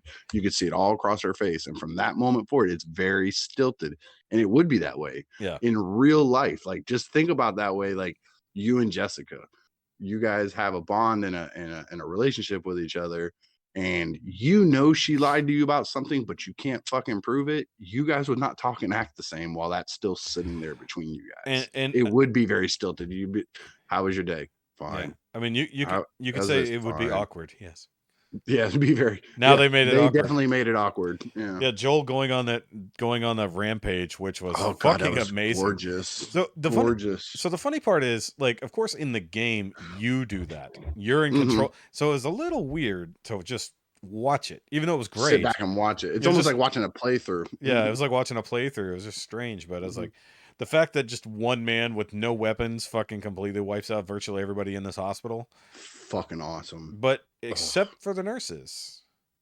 No, well, they weren't armed. They weren't armed, and they weren't trying to stop them. He killed them in the game, though. I think you could kill them in the game, but they were also. But I think they're armed too. Like they grab knives and shit, like the doctor did. That's why his ass got blasted. Yeah. So I mean, I get why, thematically, why he didn't kill them. However, I think that's their setup for the next game. Because he left witnesses. Not this is who he left is the problem. So, but also like. The fact that like the doctor who's like supposed to be super important gets like literally gets 5 seconds of screen time before he gets a bullet in the head.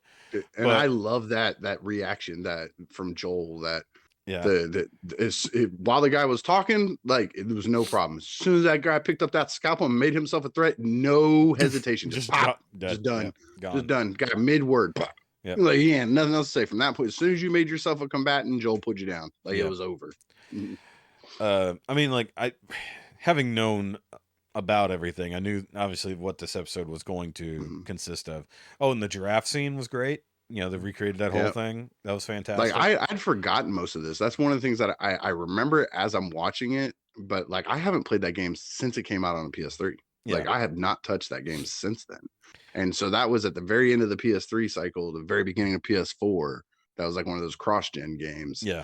And I played it right then, and that's 10 years ago. Yeah, that's 10 years ago. And yeah, I'm gonna replay it, but like you forget a lot of those beats. I mean, I remember the overall story, but 10 years of not ever having touched it again, I didn't remember a lot of it. Yeah, I remember the ending. I remember how that was gonna go down. Yeah, I mean that's pretty much the most epic part of the game. Just that ending. But I will that unstopping just murder spree like you go on and multi-layered because it's through all the way up through the hospital. Yep, through the hospital fight. I like the part where like he's where they're walking him out, and he later says, "Okay, which way are we going?" And then I realized it's either the stairs or the elevator. So they made the decision to take the stairs so they could keep an eye on him instead of being in a confined space. And so what does he do later after he's got Ellie? Takes the fucking elevator. I was like, I like that. It's like that was actually really nice. He's like, I don't have to take the hard way down. I can take this one. Yeah. But back on the giraffe scene. That was gorgeous. Holy fuck, that green screen was bad. Yeah. Dude, that was that was gorgeous sarcastically, guys. Yeah, I mean, like the giraffe was really well done for CG or video the background capture. Looked like somebody green screen. Like a matte painting. It was so bad. It was so bad. But like as soon as they weren't in the same scene, it was fine. Like when it's a giraffe's like over there, but they weren't interacting with it, it was fine. And I have a feeling they like must have used like a horse or something like in that shot just to actually get the thing, you know. But like we probably had a guy standing there with a big old like thing on him with a giraffe head at the very like a tennis ball taped at the top so they knew where to look. Yeah, probably. But like of course it's very reminiscent of Jurassic Park 1 with the brachiosaur. Yeah, the same whole situation. And that perfect shot in a movie ever. Yeah. Like except for that CG was also pretty rough. Like the actual puppet was great. That CG is 35 years old. No, but I mean even then, like from when they switch from the clear puppet to the CG one, it's so jarring. Oh, you're talking about when he sneezed on him. Yeah, it's so jarring. Like, but the actual puppet looked fantastic. But like, I could see why they wouldn't pay money for a fucking animatronic giraffe, considering all the other money they'd already sunk in. What was it, $500,000 or whatever for that one fucking suit? Plus, what would they use it for ever again? Also, I'm on the side with some of the complainers here. We definitely did not get enough fucking infected in this show. It's kind of how the game was, though, too. But I mean, like, you would have entire sections that you're going through for infected. In this case, we haven't dealt with an actual infected person that wasn't a flashback since episode 5, right? Something like that. Like, not since they left Kansas City, they have not dealt with a single infected. It's like except for the flashback. Also, the flashback to Ellie's mom. Yeah, Ashley Johnson. I Ashley always want to call Johnson her Amy play, Jo. yeah. Yeah. And by the way, in my brain, I'm just like, oh, it's weird to hear the voice because it's not like Yeah. she does nothing to change her voice to play any of her characters. Like Mm-mm. all of her characters sound like her. It's Mhm. kind of funny. And I'm like, and I It's told just her voice. She has a good voice. yeah, and I told Jessica, I was like, and the funny thing is, this is something Jessica told me. So whenever she's been watching the show as it goes, and she sees Bella Ramsey, right? Hmm. In her head, she's always thought and was always reminded of Ashley Johnson, or not John. Okay. Yeah. So Ellie. The actual Ashley, like the Hmm. actress, she had her in Hmm. mind, like when she saw Bella Ramsey, and it's like, well, that's irony because she played Ellie. It's like Hmm. so when she sees TV Ellie, she's reminded Hmm. of the actress who plays actual Ellie, Hmm. and then she comes in to play her mom, who apparently Ellie is Blade, I guess. Yeah. Anybody else catch Kind of. that? Basically, Yeah. Blade. She was Uh, bitten while she was pregnant. or even just as she's giving birth, like so she just Yeah. has the And a that's one hint. thing. That's one thing. And I went back and watched that scene a couple times. Yeah, And at no point in time was was that that zombie's yeah, mouth ever near that spot dude? of her body. When the fuck did where? Okay, at no point in any of this show could somebody have gotten bit where they were bit. Yeah. Like Tess getting It's bit really on her weird. Like, collarbone. When? mhm. When? Yeah. Well, she was off screen for a little bit, but But what I'm saying is literally this was pulled her never shirt. off screen. It was the whole almost a one shot from start Yeah. to finish. And the closest you ever got was when the zombie was trying to climb on her. Like this is Yeah. I'm showing people who can see, fuck the rest of y'all. But her legs like this, the zombie's head kind of like tilted down. Yeah, and like went up head like butted her this. thigh, not bit her Yeah, thigh. like and then went up like this, like at her stomach and her Yeah. head. At no point in time would the mouth have ever been open anywhere near her leg. No. Like it was crazy. Yeah, they did. That was like the closest it could have got. Yeah, maybe the bit the top of her thigh, not the inside. Yeah. But Bit her also belly, yes. Bit her tit, her arm, her arm face. would have Any of made that sure. was possible. But the leg, there was no point in time when that could have ever happened. Yeah. Not in how they shot it. And because she wasn't bit before this. She got bit Yep. right there. But Yep. then, that whole moment where Marlene basically had to go in and kill her friend. You ever notice that in these shows, everybody executes their friends the same way? They just walk in and blast They them. walk in and blast them, like just every time. There's not like a teary-eyed. I think that would have to be. It would have to be that way in real life. Like think that through. Think you had to do that to Jessica because Jessica's going to turn into a zombie. You have made the decision that you have to put her down.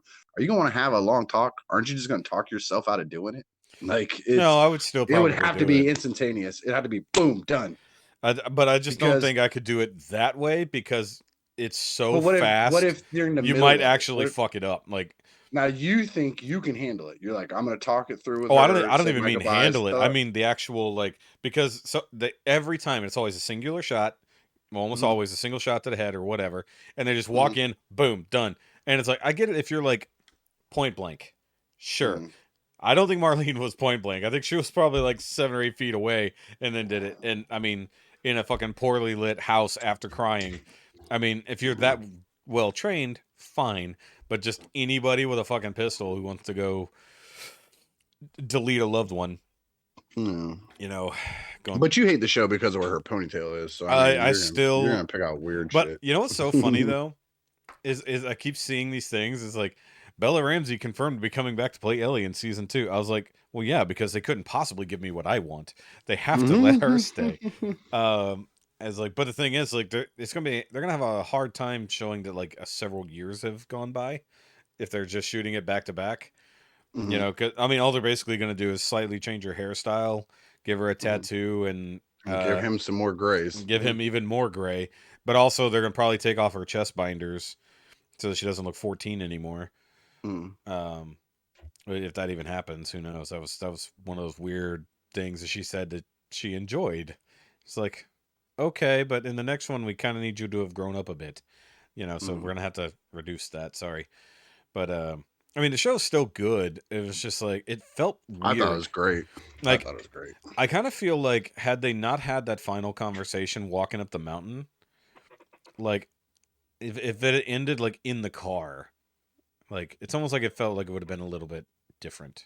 It would have been a more definitive end in the car, but with this it leaves the cliffhanger. It leaves people talking about the ending until the next season. Yeah, which they kind of have to do. but also like because it could also stand alone. I mean, I know they're going to do a second one, but they ended it in such a way that we didn't have a true cliffhanger so much as we had an end. An emotional, This is an end to this story, But the flat out lie of them being more people who have immunity and all that kind of stuff, that's from the game though. Oh, I know it is.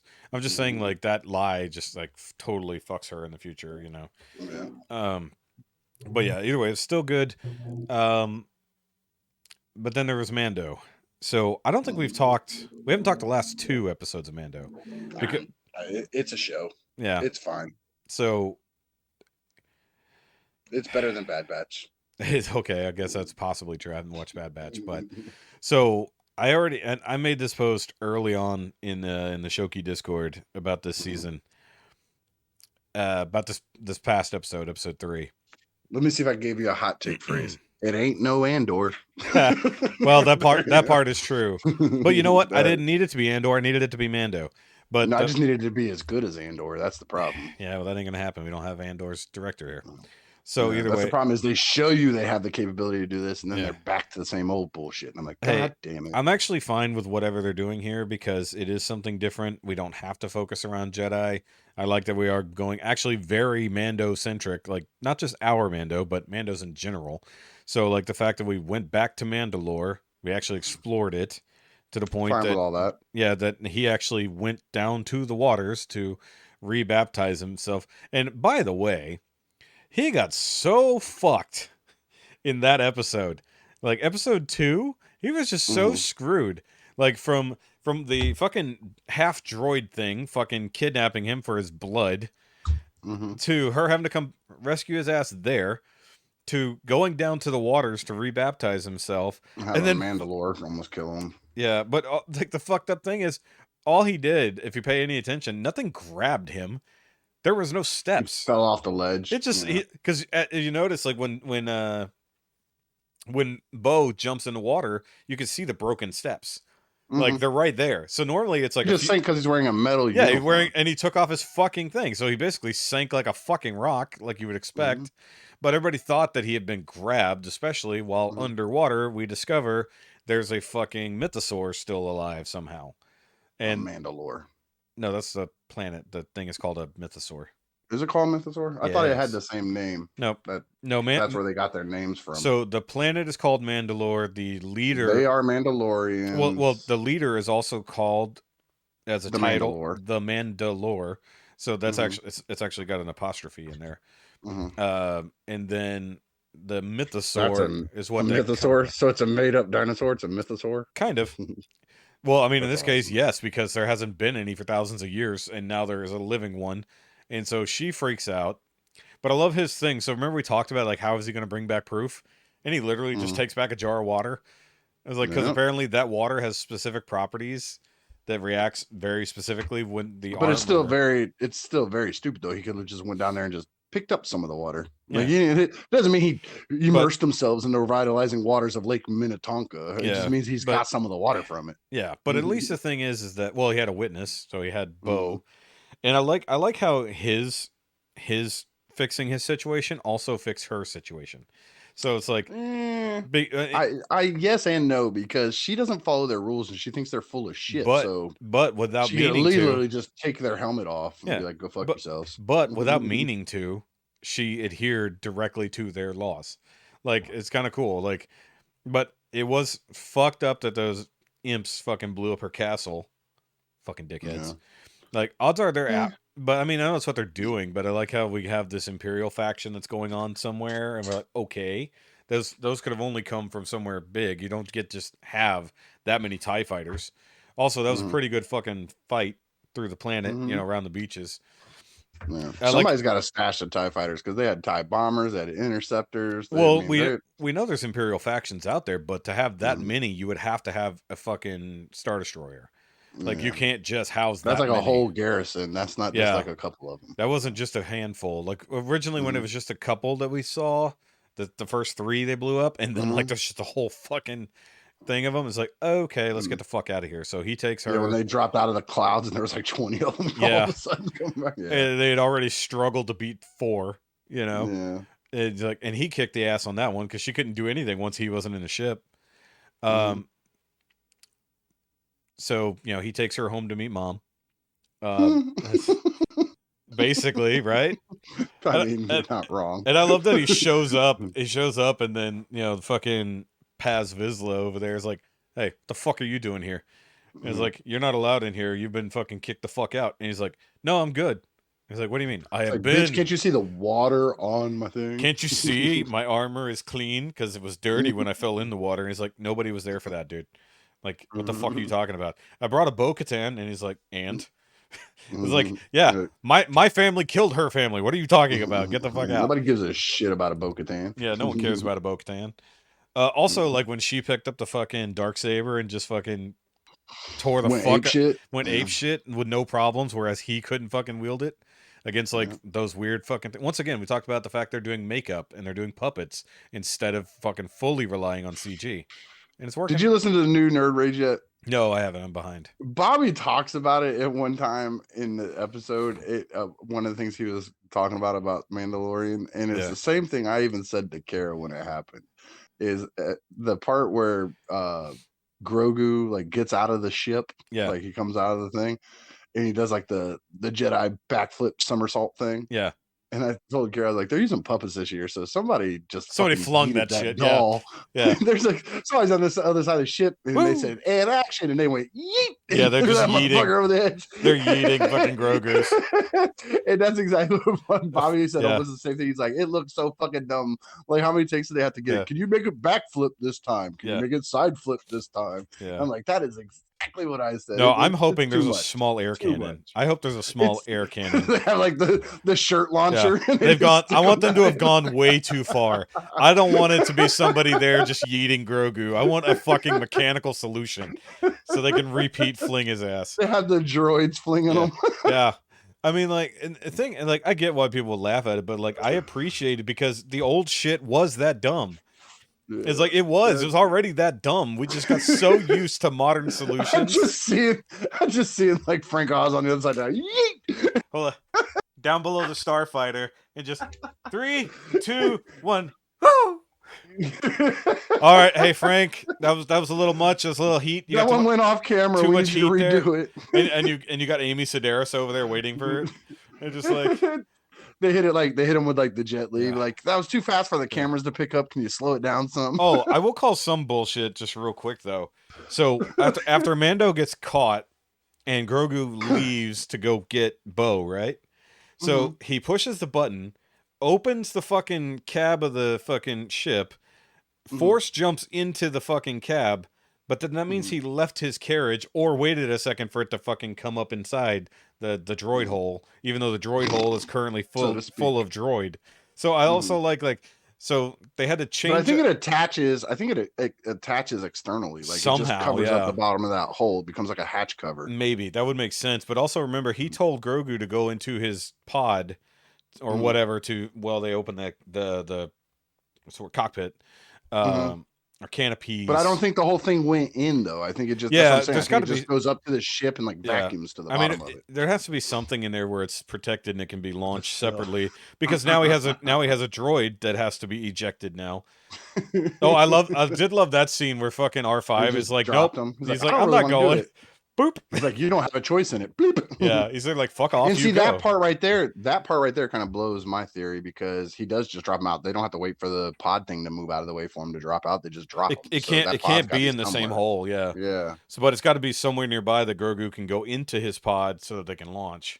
So he doesn't have to come out. So either way, that was just like, okay, did he leave it? I mean, obviously we went back, but also I love the fact they go back in her ship. Which means they left his ship unattended. So if the TIE fighters had gotten there earlier, it'd have bombed all that fucking nonsense and fucking destroyed his ship. Like 2 minutes earlier, and they'd have been fucked. But like, I mean, I do like the back and forth. We wouldn't have a show though. I know. But also, I'd be kind of pissed if his little hot rod. Like, I know you make fun of it. Like right after they HasLabbed it, like HasLabbed the Anakin ship, and then they blow it up the next episode again. That shit would be funny, dude. I would laugh so hard. I That just shit would be funny if they were like, that vicious. but like as kind of a hot rod car guy, like Mhm. I love the thing just because it's stripped down. They actually made a motor stick out of the fucking hood for no reason other than effect. Other than it looks cool. It just looks cool. And like it's faster than it should be because of the shit she did to it. And like it's to the point where he's like, I can't. It's like I love when he said it's like it's still faster than I know what to do with. It's like he's used to the fucking Razor Crest that has no maneuverability, but somehow he can pilot a fucking starfighter that's 70 years old like it's nothing after piloting a big old fucking cargo ship with 2 big ass guns. A big old box with wings in the other one. Yeah, literally. Now all of a sudden he's in a fucking McLaren just hauling ass around the galaxy and shit. Yeah, and the thing, and don't get me wrong, it is silly, but it's also really cool. But this is also the evolution of him going from a bounty hunter to a warrior, because now he's not bringing anyone back. He's going to fucking kill now. It's like, because that's what I thought. It's like in that first case where he needed IG-11. If he picked up IG-11, where the fuck was he going to put him? The thing's fucking 8 feet tall. In the droid hole. Yeah, and it's like he's going to compress him. He's going to fold himself up like the old school battle droids and compress up in that. Yeah, you could just see his little head dangling out the top. That or the front of it would have opened up and then IG's head would have been sticking out like a laser cannon. No, I guarantee they'd have done something fucking stupid. See, that's where I think like they just clearly didn't know what they were going to do there, because like they're like, yeah, we'll bring back IG. It's fine. And then somebody went, we don't have the Razor Crest anymore. Yeah. And then they go, good point. We don't want IG-11 anymore.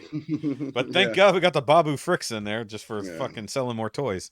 Dude, the fucking like if you look at those ships, man, it definitely is a European car. Like, the trunk is definitely in the front, but then they put the engine there. So where the fuck are they putting all their cargo and shit? The thing is like it's actually more like it's like a French design because it's all smooth and curvy. The Peugeot. Yeah, it's a Peugeot. If it was a Peugeot, it'd be pretty cool. I mean, it's definitely not a Citroen, because Citroens are much more boxy. But it could be Italian. Could be, but not likely. And it's definitely not English. Or if it is, it's like it's some small maker in the middle of fucking nowhere. I mean, like it's not a Mini. No, it could be a Morgan though. Like it could definitely be a Morgan, but its headlights would have to be fucking cross. It's an Aston Martin, is what the fuck it is. It could be sexy all metal steel body. Though I think at this point it's not old school DB5s. No, it's actually probably more like an Austin Healey more than that. But I think it's probably at this point it's closer to something like the old school Mercedes Gull Wings or something, especially in the silver. I mean, it's a DeLorean, and I appreciate that they don't bother painting it, and even the stripes that were on it are wearing off through the use. Yeah, I love that damage and shit is still accumulating. It's not just perfect every time we see it. And even though he took a couple hits, like now he's got blast marks on it. And then Bo's big fuck off ship, now they're just flying together, in their own little tiny squadron. And if like I'll tell you what though, either they're going to be enemies or they're going to end up fucking by the end of this. They're going to be fucking with their helmets on. Neither one. Well, because either now they're just gonna let the helmets touch. They're gonna touch. They're gonna touch tips. Yeah, but and Grogu's gonna watch from the side. Oh, gross. I don't want him. I mean, to, it's not gross. He's 50. It's cool. Yeah, it's 50. He's seen it before. He'll just be sitting there popping frogs in his mouth, like a popcorn bowl of frogs. He hasn't got to eat any frogs in a long time. I'm gonna be like, now you touch her helmet. But like, the thing is, like, okay, so now she's accepted into the convert. Or culvert, or however they call it. It's either it's either covert, culvert, or convert, or coven. Or it's like the word is all weird. Like it's something it's vert, but like the way they say it is always strange. And the armor has a weird British-esque accent. So it's like and her helmet's always really muffled. I don't know if you notice this. Like half the time she sounds like fucking Charlie Brown's teacher. So like you're such an idiot. I caught that. An idiot. But like and of course the new episode drops tomorrow. Today we're recording on Tuesday, so I like where they're going. But then this last episode, it was only partially about a Mandalorian, and then we get the remnants of Imperials. The doctor, dude, yeah. And we had to catch up with him at some point because somehow Palpatine returned, and so we're gonna get that somehow finally. I told you they're gonna explain it away with this stupid shit. I mean, but the thing is, that, what, last week or the week before when we were talking about it? Yeah, but we knew that was gonna happen because we had a guy who wants to clone shit. And we know that someone in the future clones shit. It doesn't have to. Just you already fucked it with somehow. So just leave it alone and Can we fuck off and let's just edit out the somehow. Jesus. Give George Lucas permission to go back and fix one of these fucking movies now. I mean, let him fix that shit. Let him CGI it out. Let him have Kylo Ren shoot first. I don't give a fuck, man. Just get it the fuck gone, dude. Get away from that trilogy. I'm tired of that shit. Well, I think the biggest important thing about this is we already see how the New Republic fell, because one, they brought in the fucking, well, anybody they could who worked for the Empire, and now they're just, I forgot what do they call them? Not reallocated. I forgot what they call them, but basically they're like not rehabilitated. They're basically in like a prison work camp almost. Mm-hmm.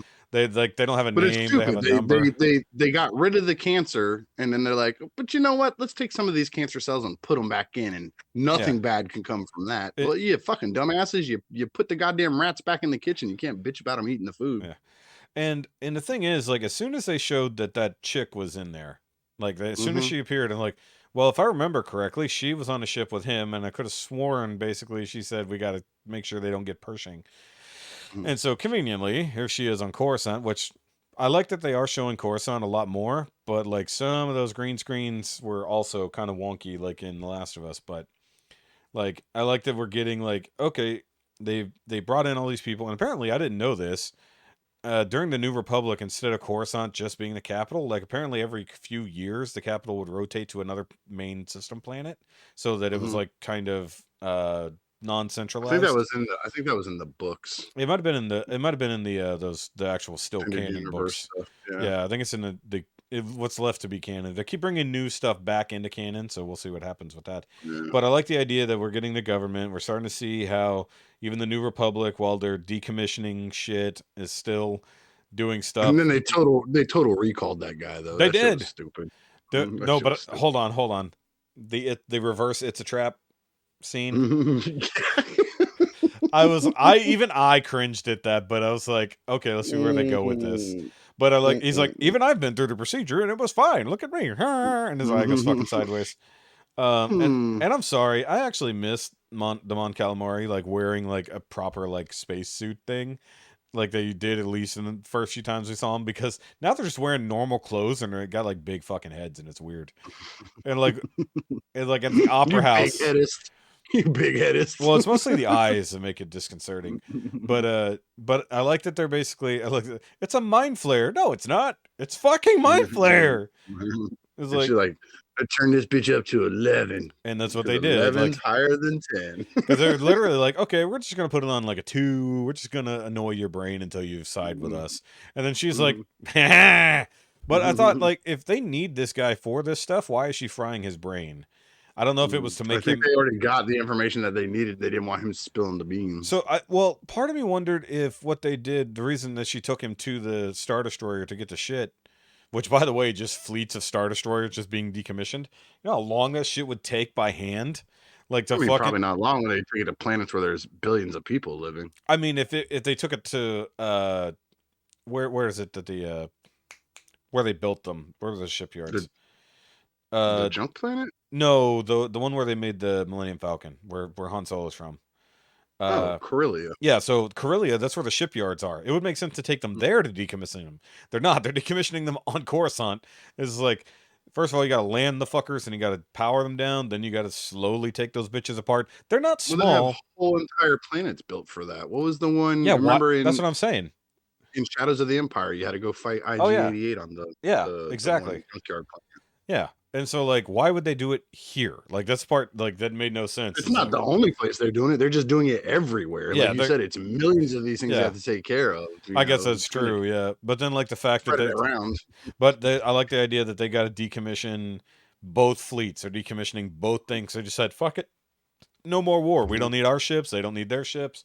And except for the fact, well, all they're really going to do is tear the shit down, and it's going to be reallocated to the fucking First Order eventually.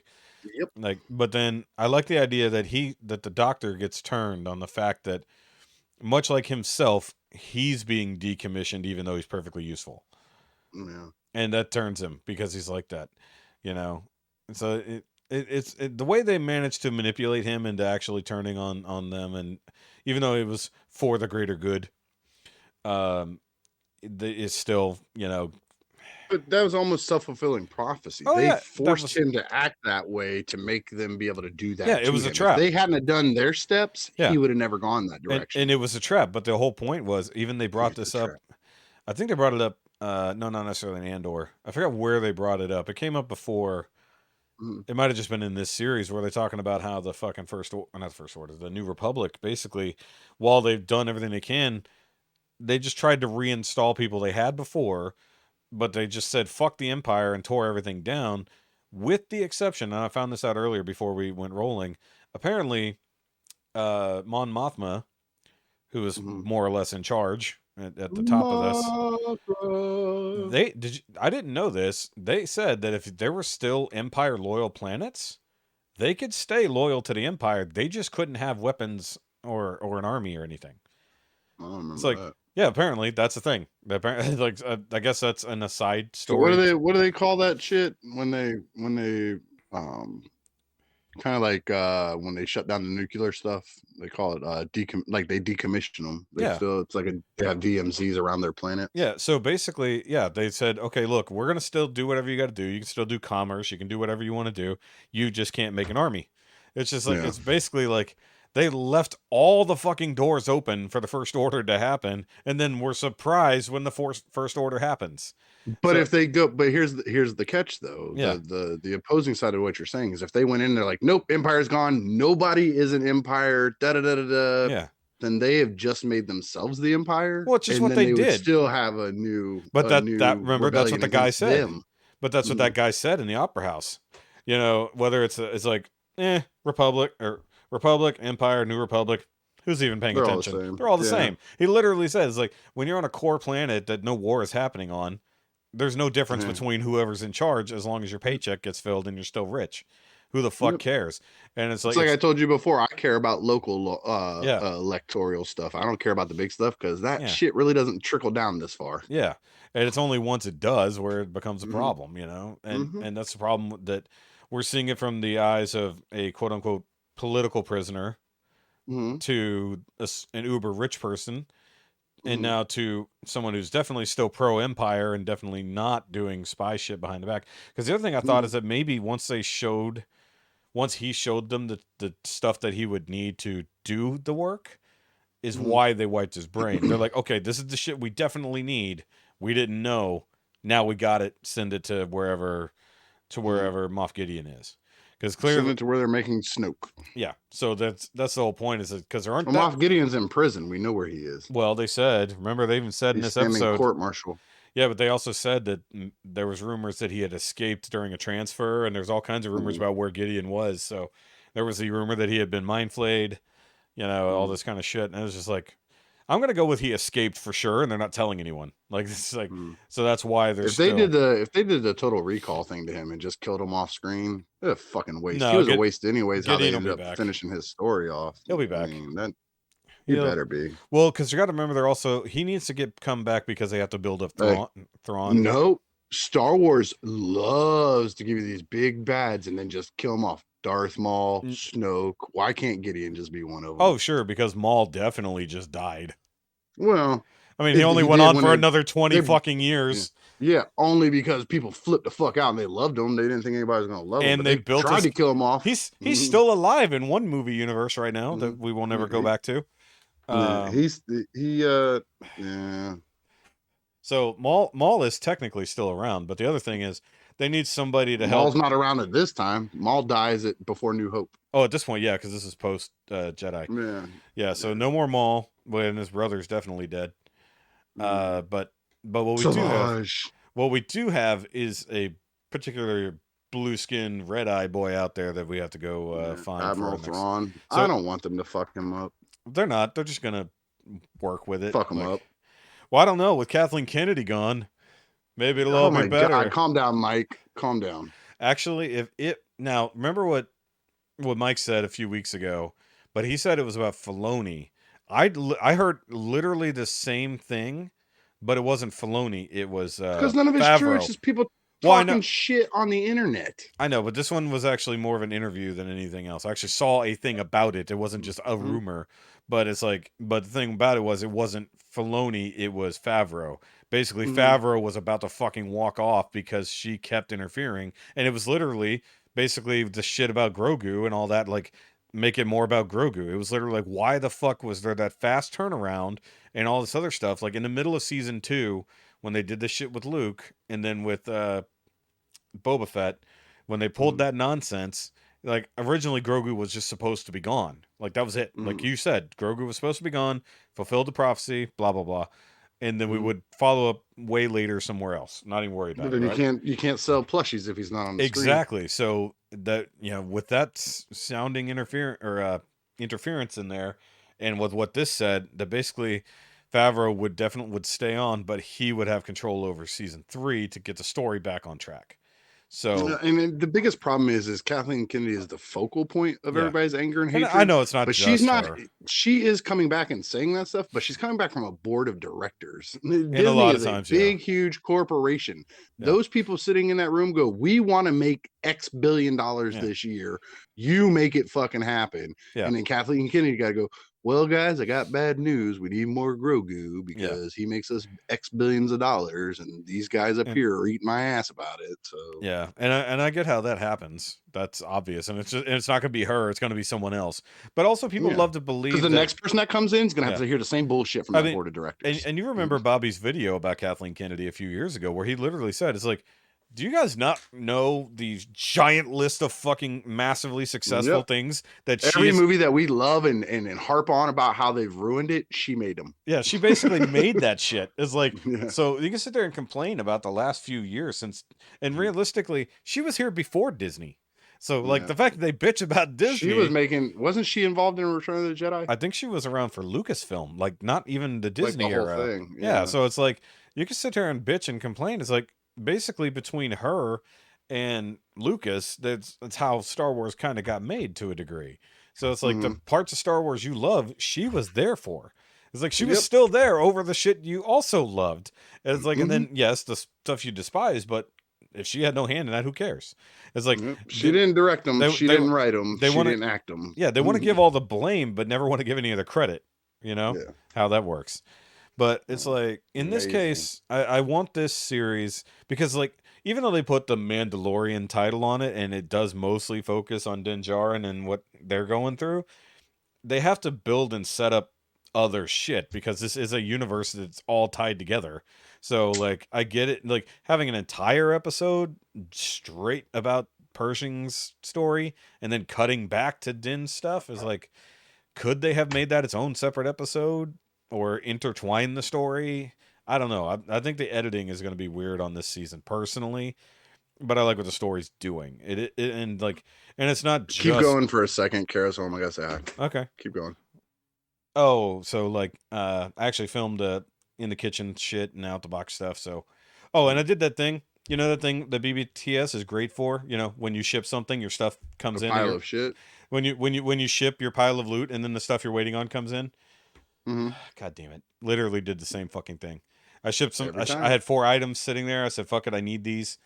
So I said, "Ship it," and then immediately, I'm not joking. I've never literally heard of anybody pushing their pile of loot and not having that immediately happen. I think they have a weight limit. They're like a box size. Like, we can fit this much in this box, and then as soon as you pull that box, like, okay, boom, pull out his other shit that we got in storage. Normally, it's like the next day. This was within 30 minutes.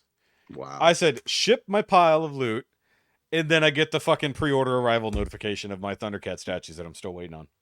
Jesus. I'm like, God damn it. But then I got... Just ship it, but, man. Well, I got stuff... Like $4. Well, I mean, I got stuff right behind it. So I was like... It's only $4, man. Yeah. Just ship it. I did. Y'all bunch of fucking poors. I think you say $4. It's not about being poor. It's about being inconvenient.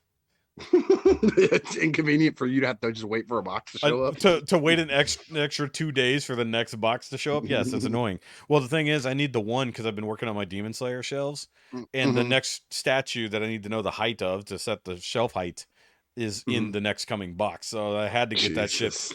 Well, because like It'd be fucked up is if they sent you the figures, but they didn't send you the background diorama buildups for them. And like you take the figures, you ship them. She's like, I just want to get them in hand and look at them, and then boom, like a day later they ship you the back part. You're like, God damn it. Well, luckily there's not a back part. There's just the diorama they're on. But like, you fucked up though. Yeah. So, but my biggest problem is I need to get this shelf finished, get the lights on it and shit. But because I don't know the final Did you ever finish felting it? I felt it all but the ones that are secured. Like the one. So the point is, once I get all of them in here, which by the way, I'd put that video out for Patreon. I did actually export that, so hopefully they'll watch it. So I need to get the final height of the last couple shelves, and then I can just start drilling and running wires and shit. She said. Yeah. So then I can pull that out of here. Then I can pull the other shelf out, so I can put that new plug in there. I can run the fucking wires for the lights, all that shit. It's basically all waiting for a couple statues to show up so I can determine that. And then I did get my Thundercat stuff. The previous ones, I actually opened those last night for the patrons. So they'll see that eventually. So this is where I do teasers for shit, so people will sign up for the Patreon. Oh, I did get some whiskey stones finally, so I can actually chill my alcohol without having to use ice. I mean, like $12 on Amazon. Yeah. It came in a nice little wooden holder. Fancy. Yeah, fucking little black granite stones. Nice. I mean, they only work so. Or just drink it neat. You don't have to worry about any of that shit. Well, I want it cold. Yeah, keep it in the freezer. Like I keep mine in there right now. I can't put my giant bottle of fucking tequila in the freezer. Sure you can. Yeah, it'll break. You just have to allocate. No, it doesn't. It might. It's ceramic. No, it doesn't. It's ceramic, not glass. It doesn't matter. It might break. The liquor doesn't freeze in it, so I'm not saying it'll shatter from freezing. I'm saying the bottle might break from fucking movement and being ice cold. Oh, I got you. Yeah, it's a ceramic bottle. It's not in that case ceramic bottle. So when we did the other night, I needed a stiff drink. Drink. Stiff, so to speak. Yeah. So that's enough about my bullshit. What the fuck's been going on with you? Oh man, I don't know. It's been fucking all kinds of crazy. I don't know. Yeah, what happened today? This is your therapy show, man. I know, but it's your therapy too. It's everyone's therapy. Yeah, that's what these are good for. Man. Oh yeah, we're gonna have Rusty's rant corner next time he comes on. He gets 2 minutes to rant about anything. But we're just gonna randomly start recording in the middle of his rant. No, I'm just gonna let him. I'm gonna let him have it. I'm gonna put it out as a fucking short, like just Rusty's rants. Just fucking. So I've been trying to do this passport shit with my ex-wife. Like she wants to take the kids to El Salvador this summer. Oh really? And fucking yeah, it's a whole lot of bullshit. I'm not gonna get into. But so we lined it up to go down there. We get down there. And she'd forgot the paperwork. So then we had to do the whole night. And mind you, this place is, again, it's downtown Ocala, and it's like 45 minutes from where I live. So it's not like right around the corner. And so I go all the way over there, and we had to go all the way back. So it's nothing.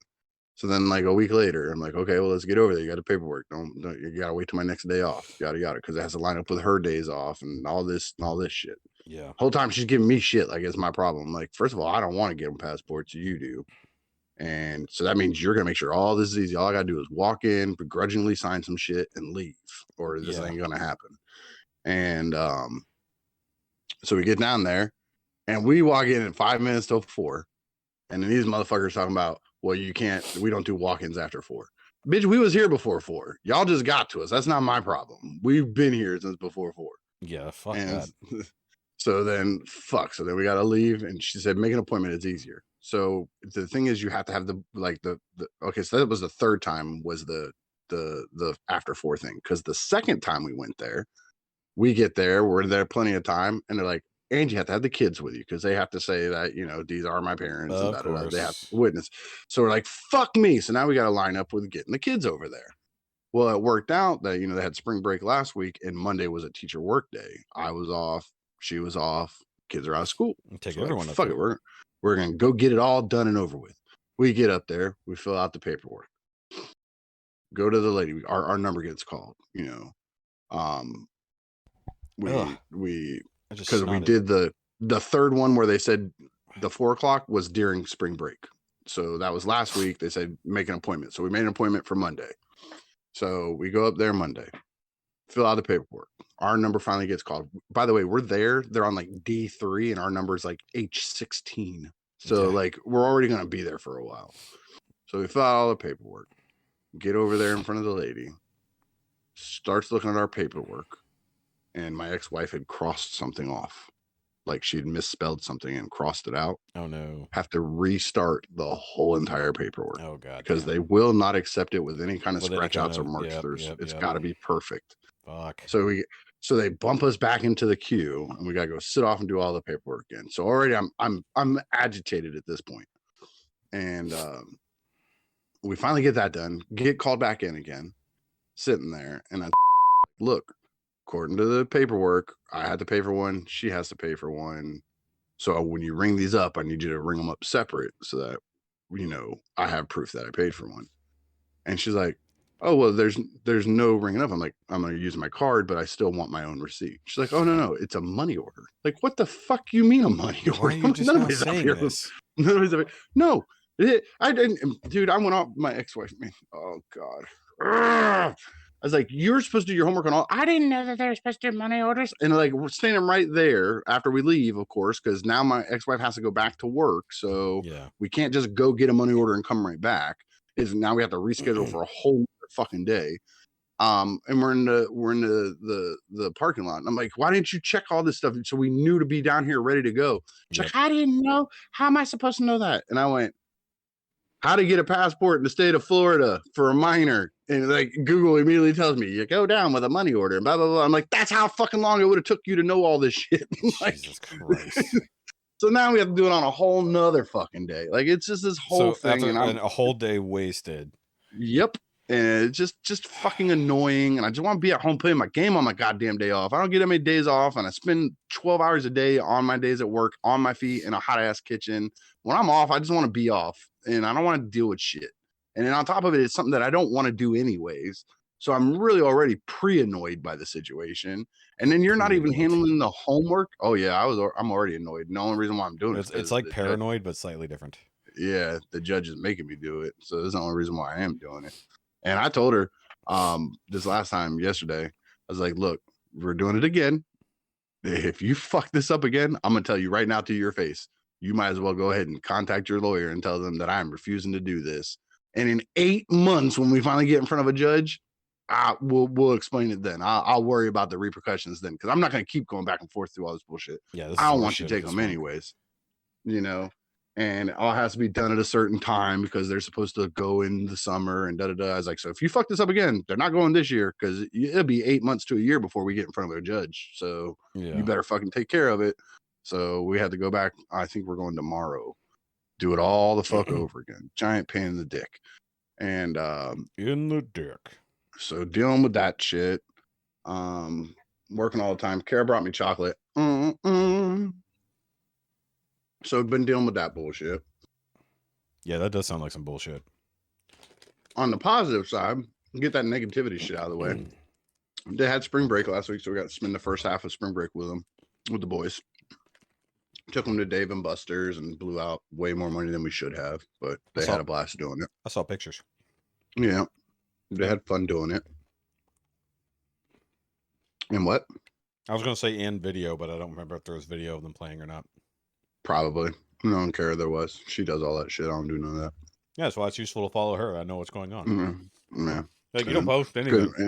Nope. Anybody else? I don't post anywhere. Like, it's very rare. It's very rare. And when I do, it's 100% about my kids or bitching about my ex-wife. Like, that's pretty much all I use Facebook for.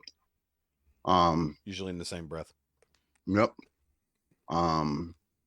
So we got to spend time with them. Isaac, I was telling you this earlier. I'm gonna have to check these fools sometimes, man, because they got more money than even I have. Like, I want to get a game, I have to pre-plan. Okay, so next pay period, I got to pay this, and this. Yep. I'm gonna get this system, this game, whatever. Isaac here on a Sunday talking about, hey, why don't we get that new? It's not actually Harry Potter, but the Harry Potter game is what I'll call it. Hogwarts Legacy. Sure, that. Why don't we get that? The horrible transphobic game. Yeah, he's talking. No, how? Dude, that was that whole outrage about J.K. Rowling. They just applied it to the game. I Like, don't know. like, dude, people were boycotting Twitch streamers who wanted to play it and calling them transphobic for even buying the game. There's a lady in there. I'm pretty sure is a dude. So Dude, I don't no, know how it's transphobic. You can so. make your own character a fucking trans character. Like literally, it was like First of all, let's relax. You can't make your character a trans character. You can make it a male or a female, and you could be a male or a female playing it and just say it's transgender. well, I mean, in the same way, you can make your character look like whatever, but you can also give a male character a female voice. You can do all kinds of shit. You can change all that kind of stuff. You do all So that shit, in pitch and tone and everything. That's why it's like, but because of the whole outrage of J.K. Rowling, they applied it to the game that she has had nothing to do with, by the way. Like other than the fact that it's tied to the Pottermore, so like you can have your character connected to your Pottermore account. So if you're that big of a fucking nerd, you can do that. I'm surprised Kara doesn't. Well, tell her. So anyways, so how it went down was he hit her up because they love Harry Potter. I've talked about it before. I'm just whatever with Harry Potter. I neither love nor hate it. I like to talk shit about it because people overdo it, but it's just fine. It's a thing. It's whatever. But Kara loves it, and unfortunately, she has seeped that into the boys, and they love that shit too. So Isaac hits her up. He's sitting there. He's like, "Hey, why don't we get that new Harry Potter game? It looks awesome." And Kara hits me up. She comes in the room. She's like, "Hey, so the boys want to get this game." And I'm like, "What the fuck you talking? I'm not going out and buying them a whole new game." You know? No, she's like, "No, we don't have to buy them nothing. They're gonna use their own money." Like, what the fuck? What money? Yeah. You're not paying attention to their allowance, Ricky. So I don't give them an allowance. Fuck no, I don't give them an allowance. Their money that they have is like birthday money, and if they do something above and beyond the normal, I don't do allowances, dude. I wasn't raised that way. You help around the house because it needs to be done, and you live in this house. That's how I was raised, and that's how my kids are raised. Oh. If they want money, they have to do extra above and beyond. Oh, I had allowance plus extra for chores. No, and here's the thing: it sounds mean and harsh. But my kids don't do without. But my kids don't. It's not like I'm like, "Oh, you ain't got no money, you ain't getting this shit." No, but of course it it teaches them how to manage money early on without fucking dealing with it. Which is what they do now. Yeah, like they'll take their money and combine it together. Like, I'll use this much of your money and this much of my money, so that means it sits on my nightstand longer than it sits on your nightstand. They've literally had these types of conversations with each other. Nice. But it still surprised me that he's like, "Yeah, I got $80 laying around. I'm gonna go get a game for the fuck of it." That's crazy. So they went and got the game. The next day I was at work, so they went up there and they got the game. And then I get home, and mind you, I just finished Ragnarok. And so I'm watching them play it because they're like, "Oh my god, Dad, you gotta see this! It's so awesome! It's so this, it's so that." And I'm watching, and I'm like, I don't fucking care about any of this. They're getting into all that. You can learn your spells. You can do all kinds of shit in this It's got all this crazy shit in there. And it's got this animal, and it's got that person, and this, and they're breaking it down how it ties into Harry Potter, and it's 300 years before, and it's the 1800s, and blah, blah, blah, blah, all this other fucking uber nerd shit that I don't care about when it comes to Harry Potter stuff. Which I'm sounding very harsh and judgy. I know I'm the same way with like Batman and Transformers and G.I. Joe and stuff like that. But it's just, this is one that I don't care enough about to do all that with. Yeah. But they're so into it. And I'm like, whatever. But I watch them. It's enjoyable enough to watch them. It's an open world, light RPG stuff in it. It's got a lot of little side quests and all that, hunt and gather bullshits in it. Of course. So I'm watching them. I'm like, yeah, it's the game style is in my wheelhouse enough to be able to enjoy watching them and enjoy their enjoyment of it. So that's just what it was. And then Isaac fucked up. Uh-oh. Because he is a super competitive kid. Super competitive. And I've told him before, I was like, you very much get that from me. The only difference is I'm 43 years old, and I've learned how to use that rage and frustration of a failure to better, my thing. Or if I lose, I don't just shut down. It makes me want to go back and try again and keep going until I fucking beat it. Yeah. I said, you'll grow into that. That's a maturity thing, but you definitely got your competitive edge from me. That is very much any little thing. I'm down to, you want to race? Like, I'm that kind of guy. Yeah. And he fucked up. Uh-oh. He's like, "Oh, Dad, look how awesome I am at this game. Look, Kara hadn't even started her character yet, but Kara's not even playing yet. Gabriel's character is only here. Look at all this stuff I have compared to what he has, and because you can build all your own characters at 4 slots. I guess technically, if you're one person playing it, you're supposed to use all the 4 different houses or whatever. Yeah. And you have each one is a different one. And he's like, dude, this game is so much better than God of War. Oh no. And I said, huh.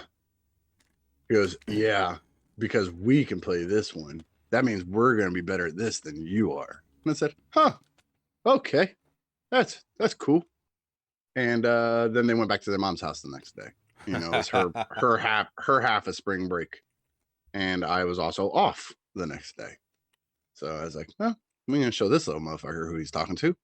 So I put the game in, started my own profile, went through all the bullshit of picking voices and eye colors and hairstyles and hair colors and this, that, and the next fucking thing. And started playing game. And then I kind of got caught up in the game. Like, I still don't give a shit about what the game is about. I give a shit about playing the game. It's very much that whole, like I talked about with God of War, like I'm going to go around and build my level up and then just smoke my way through the actual storyline because I'm so overpowered. Yeah, same fucking thing. It's Kara looked it up. You can max level at like 40, I think, in the game. And I'm already at 25 and I'm only 27% of the way through the game. Like, because I don't do the main quests unless I have to unlock on next magic power. Like, I'm only out doing all the fuck off stuff. So the first day I played it, I got done and I called the kids that evening because I always call them in the evening time, like after school and stuff or after dinner. So, I'm not interrupting her time with them. Yeah. And I was like, ask how their day was and what they did and yada yada bullshit. And then, they asked me, how was your day? What'd you do? And I was like, I just stayed home. I was off today. I just chilled at the house. Oh yeah, you didn't do anything? I was like, well, I did something. And I was like, what'd you do? I was like, I tried out your little Harry Potter game. He goes, oh yeah, bitch can't catch my guy. I was like, funny that you should say that because I'm already past your level. Like, I'm already day 1 past your level. He's like, no. So I start telling him all this shit that I have. He's like, what's the last thing you saw in the story? And I told him, he's like, that's way back from where I'm at. I'm like, dude, I will video chat you. You can see like where I'm at because I've just done all the side stuffs and like finding all the hidden objects and this, that, and the next thing that gives you XP and all that. Oh yeah. Like, I got him Monday, yesterday after all that courthouse bullshit with the passports. They had he had his first game last night. The not first game, it's their first game back from spring break was last night. Yeah. And so she had to go back to work. So I was like, hey, can the boys just hang out with me and I'll just give them back to you after baseball? And she's like, sure. So we come back and the first thing he does is he fires it up. And I'm like, see? Because at the main loading screen, it shows your character with their level numbers next to it. Yeah. He's like, what? You got to be way farther than me. And I pulled open my thing and I started showing him. And he's like, how are you still way back there? And I started showing him all the little side stuff. All the little bullshit. Oh my God. I'm like, yeah. Like, boy, you don't mess with me. Don't come around telling me it's better than something I got or you can do it better. I will work my ass off to make you wrong about that. But here's the thing. I do that. I've always done that with them. I think I've talked about it before. I've never been the dad that, you let them win to make them feel good about themselves. Hell no. Never have I ever. Dude, I don't care if it made him cry. He'd be 3 years old. He want to play Mario Kart with me. I turn on the Super Nintendo and I whoop his ass and he'll be all sad about you guys' ass whoop. Yep. Oh, well, you better get better. And let me tell you what, now when they beat my ass in Mario Kart, they've earned that I got you. Yeah. And I give it to them because they've earned that. It wasn't me letting them do anything. I've never, dude, sit down and play chess, teach them how to play chess. I whooped their ass at chess too when I was teaching them how to play. Yeah. I didn't care. I wasn't letting them win so they could see what that felt like. They had to earn it. Now when Gabriel beats me at chess every once in a while, it's super stoked about it. Yeah. So it's kind of the same thing. And he's all mad. He's like, oh man, and this weekend we're at mom's house because it was still part of spring break. And then we we got to come over. We won't be back over there till next week. And I'm like, and I'm gonna be building my levels that whole time. By the time you get back over here, I'll probably be maxed out. Yep. He's so mad. Like, it's driving him nuts. Like every time I talk to him, he's like, "What level are you now? Where are you at now? Oh man, you were gonna be." I'm like, "That's all right. You should have never. You should have left me alone, just watching you play your game and enjoying watching you play your game." You open this door, boy. Yeah, I'm here to show you why they call me Mr. Whoop Ass. Mr. Whoop Ass. So I've been having fun with that. Of course, every time I try to sit down and do it, just something comes up. Like today, with all the crazy running around and shit with work and stuff. Like my plan was just to fuck off on the game until it was time to record, and then record. And instead, I literally scooted back in the door less than 30 minutes before recording. I was like, God damn it! So as soon as we get done recording, I'm gonna go back and play some more. Yeah, but I expect. They well, no, you got to make pork chops and corn. I mean, but do I? Because she might shake her tits, but I'm still the one laying pipe around here. So I mean, those kind of cook themselves, really. Like all you got to do is start a fire and put the shit down there. I ain't gotta do that. It's propane, girl. Well, I mean, you literally start the fire. Yeah. I don't mean literally. I didn't say make a fire. I said start a fire. Yeah, I guess. But yeah, that don't take long. Oh, fuck. I don't care about all that. But I'll stay up late and play it. But so last night, more good stuff. Baseball still going. And having fun with that. I forgot the other thing I did in the interim. I forgot the other thing I watched. I just remembered since I finally watched The Big Lebowski last week. Oh yeah, I still haven't watched it. It's fucking good. I mean, that's what I hear. I mean, it's like, I just feel like at this point I haven't watched it, 25, 30 years after it came out. And now I just feel like an asshole if I go, hey, I watched it just because you said it was good. If not for the technology that's in it, it would still 100% work today. Stand up. Like if you just ignore the anachronisms of the old technology, could easily have been made last year. Nobody would know the difference. It is that good. And basically it's like, without going too far into it, it's kind of like Seinfeld. It's a story about nothing. Like, I mean, it's a fun ride. And literally the dude. Yeah, and like everybody honestly acts their ass off in this movie. John Goodman is absolutely absurd. And of course, Jeff Bridges as the dude. It's fucking crazy. Is it Jeff Bridges? Yeah. Or I got the wrong one. I forget. Either way. No, it's Jeff Bridges. Bo Bridges is the other one. That's right. It's like overall, like the story is so ridiculous. And like the dude himself is so ridiculous. And then everything else that happens in the story. And it is like insanely quotable. Like it's so fucking quotable. And it's just like, oh my God, like this is like, I wish I had watched it 20 fucking years ago. Because my friends watched it and I just like never got around to watching it. Like, it wasn't one of those I was actively ignoring. I just never got to it. And now I just feel stupid going back to it. And back in the day when you said you used to partake in substances, it probably would have been even better because that's half the movie. Yep. But you do it's a big stoner movie. But you get to see Julianne Moore's tits, so that's nice. Oh, I'm going to watch it tomorrow. You like redheads? They're naked. Yep. Redheads and tits. That's my weakness. That's my kryptonite. You're introduced to her swinging in naked overhead on a weird thing. I'm hanging up on you right now to go watch this motherfucker.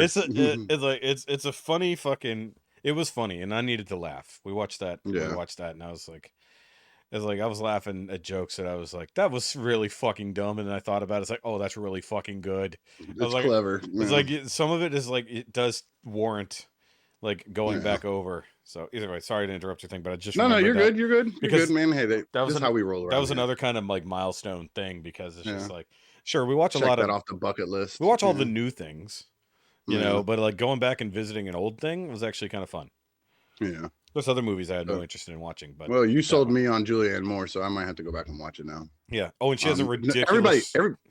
Everybody left that part out. Out of all these years, I probably know all the quotes from the fucking movie, know the whole entire story of the movie. I've never till this moment you just said that. I did not know that happened in the movie. Same. So I didn't know either. I hate all you motherfuckers that didn't tell me this part before. They could have sold you on Julianne Moore's tits. I would have right then and there. Redhead boobs and a really bad British accent.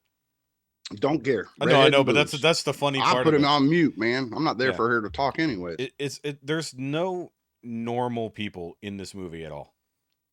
Say less, man. You've already sold me. That's what's great about it. It's like normally you get like the one character who's like normal and points out the absurd. No, Mhm. every single person in this fucking movie is weird as fuck. And that's why I said it holds up even now, if not for the old ass technology, like the old ass like 90s cell phone that's like the fucking Yeah, brick the with the brick. thing attached Mhm. to it, and The then Zach Morris. not even that one. No, it's like the backpack phone style. Oh, the Like, car phones, the yeah, traveling it's bag a phones. My traveling car nana phone. had Yeah, one of those. She used to keep it and in a milk crate in her trunk for emergencies. and the only other thing in it is the bowling alley, because they're using the Yeah. old school projectors, not like a Yep. new style computer. The LCDs and Yeah, stuff. Yeah. it's like if not for that, literally could have been filmed last year. You wouldn't even fucking Yeah. know, because I had to check it out. we're so similar as people, and they all Yeah. have it's still the same problems, even from then to now. And it's Nothing just ever like, changes. Nothing. yeah, The recipe never changes. Just the order they put it in the stew. You know what I yeah, mean? The exactly. world is the same. Yeah, It does not people are matter. still the People can fucking bitch all they same. want to. Yeah. It's all the same. Nothing's changed really. Oh, and clearly there was a movie directly inspired by a line of this movie. What's the line? Let me see if I can guess the movie. It's pretty fucking easy. Dude, where's your car? Where's my car? It's like, Yeah. and it's almost the same fucking, like, not the same Mhm. storyline, but I'm like, oh my god, they literally wrote an entire movie based off this particular chunk of this movie. Probably. It's like, it's just, Sartain or whatever Zoltan. oh yeah, yeah, exactly, Whatever it exactly. was. Like, That fucking movie. Supposedly they got a sequel coming out. please no. I would watch There's it. sequels That movie was so dumb, but I loved it. I Like don't. I used to love that movie, I do not remember that movie, and I'm okay with that. dude. Like I used the to own Chinese restaurant, and And then and then. yeah, dude. Here's like the low key like the meta joke Uh-huh. is the name of the Chinese restaurant. If you translate it, Oh yeah. closest translation in English is and And then. then. That's the name of the fucking restaurant. Yeah, Dude, of that's course. awesome. Of course. Of course. Oh, you know what I didn't do? You keep talking, but I forgot. I didn't bother to look up if we had comments or anything. Yeah. And so baseball. On paper, with the players, because they literally do like the coaches all get together at the beginning and do like a whole draft and everything of these kids. Like they build uber teams. Like it's nuts sometimes how serious they take this little kids baseball. No shit. So on paper, the team we were playing was like the best or second best, depending on if you were more an offensive or a defensive team. They're the best offensive team, but not the best. They're the second best defensive. They're team. the most offensive team. Yeah, so they're the best. Our team is just kind of average. We got a couple players that are really good at one thing and not at the other, and others that are really good at that other thing but not at the first thing, and then everybody else just kind of middle ground. And we beat the brakes off them motherfuckers. They were not expected, dude. They're dude, like we were whooping that ass, making some crazy plays, man. They'll never hear this, but I will shout out little Joseph, our second baseman, man. This kid made a diving catch. The ball was a straight line drive to right center, and he made this diving catch, snagged it, rolled up off the ground, and flipped it back to one to turn two. It was nuts, dude. Like it was such a Sports Center moment to see like a little 10-year-old kid pull off. It was just cool as shit to see happen. And man, you should have seen the grin on his face because his dad's the head coach. Yeah. And he's like, Joe, like when he did the play, and this kid's face split into like this Cheshire grin. Like it was nuts, and it saved them from being able to beat us, because there's time limits and inning limits to kids baseball. Mm-hmm. And once it gets X amount of time into the game, limits. you can't start a new inning. Yeah. And we were away, which meant they had last at bat anyways. And there's a 5-point inning. Is that how that works? You make 5. Yeah, if you make 5 points, you don't you switch sides. It doesn't matter if you have 0 outs or you have 2 outs. It doesn't matter. As soon as you got to the 5th point, you flip sides. Yeah. So we were up on them by 6. They scored 1, and we knew that we were coming up on the next inning was going to be it. It was over after that point. They scored one, which left them the capability to tie us. They scored. They had a guy on third when Joe pulled that crazy play. That would have put them able to beat us. So, because they could have made 5 points and they would have been up by 1 at the end of the game. Gotcha. But because he did that play and he got those 2 outs and got us out of that inning, we went into the next inning. We were up by 5 still, which means the best they could do was tie us. Gotcha. At that point, then we still had to go to bat, and then they still had to go to bat. Well, we get up to bat. Our boys, they were all fired up from that shit. They went out there wailing these fucking balls, just wailing them, dude, all over the place, man. And fucking, we went up by 3 more or some crazy shit. Like it was nuts. And then they got up and they were able to get. We ended up by the end of the game, we beat them by 4. It was a great game. Like it was great to see, man. Our pitcher was murdering these kids at the plate. And then, you know, Isaac's playing catcher and he was just doing some great stops. Like the other coaches, they wouldn't leave him alone at the end of the game because there was a lot of times where he stopped a crazy pitch when they had a runner on third that they would have gone for it. And he even got a guy out at home who was trying to steal. Him and I have been working on flipping the ball. Yeah. Because when they're younger, they just get the ball and they immediately want to just throw it to the guy, to the pitcher covering home. Sure. And before you throw, you always teach them, you know, you step into your throw to get that launch. So all these things are microseconds sounding, but it adds up to give the runner more time to get home. And we're trying to teach them how to trim the fat off so that it knocks down all the times. Yeah. Because that's how you make this stuff happen. And so I've been working on doing stiff arm flips, you know, just how to release the ball so that it goes in a straight line, straight to the mitt, and it leads to the tag. Because you don't want to throw it over to the guy's left because then he has to catch it and then turn. You don't want it to turn. You want it to throw. You want to lead. Yeah. Yeah. And so he's been working on that, and he got a guy with that. And like he was another one, man. His big old shit-eating grin he had on his face. Like it was a great game. Other team got pissed one time because Isaac actually got on a they have the drop third rule, which is on the third strike, if the catcher drops the ball, the runner can go. Like they can take off, boom, they can go to first. Now, 99% of the time, the catcher either just picks the ball up and touches him when he's out because the kids will forget that they're supposed to do it. And if we start yelling, drop third, the catcher will hear that and react to that and real quick get that ball and touch them. And then other times, even when they take off without us having to say something, the catcher realizes what happened. They're going to throw it down because they're going to outthrow his running speed. Yeah, of course. And the kid, I'm like, because we're although we were away, the other team had set up in the away dugout, so we were in the home dugout. So I'm on the catcher's throwing hand side, like we're watching from that side, and I watched him. He went to do a transfer. Okay, so like the ball hits the glove, and it's one thing we're working with Isaac on is as soon as he grabs it, his other hand just goes into it, goes right back into the throw, like it's all one motion. Yeah. So he went to do that, but instead of reaching in, he went to let it drop and just drop transfer. And when he did, it hit his hand and then it hit the ground and then he snagged it and picked it up.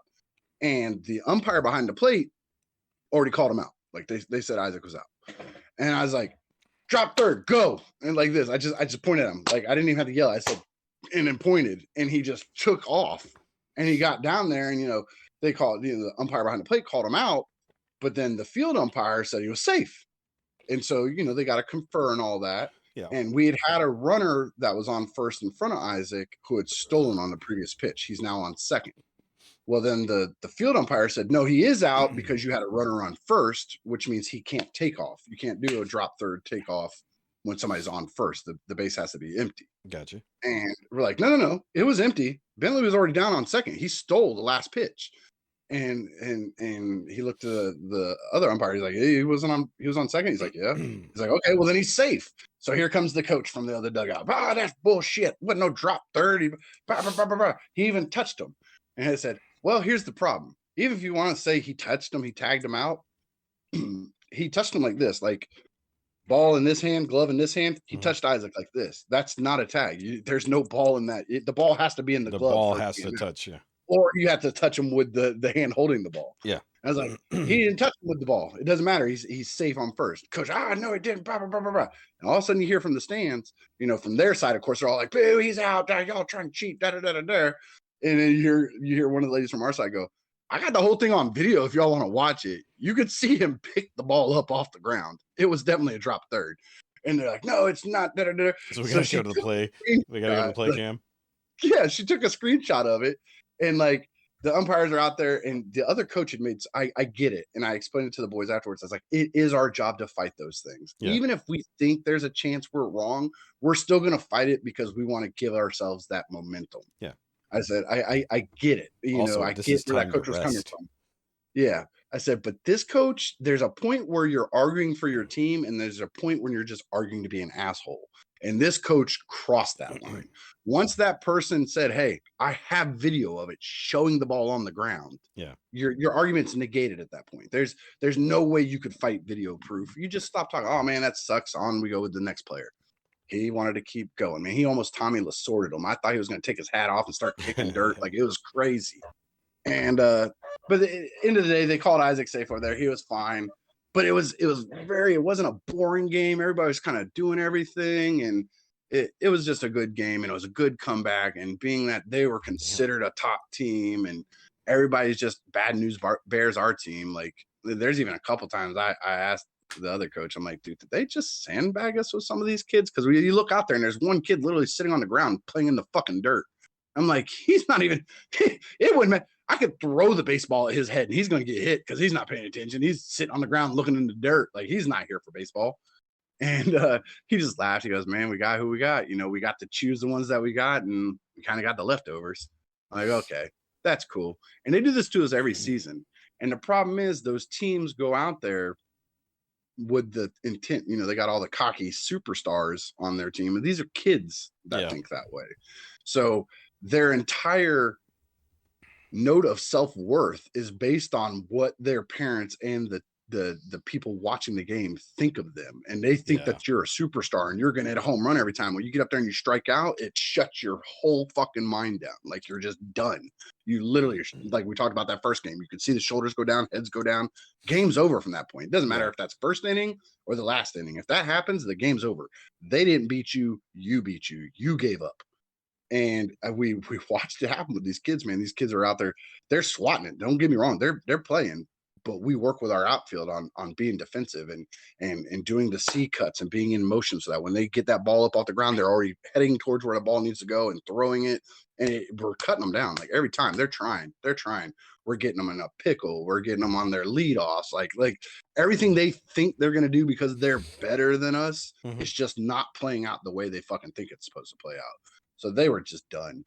But after that drop third, the game was over, because that was one of the last things that happened with us before we went into the bottom of that inning, which was their last at bat.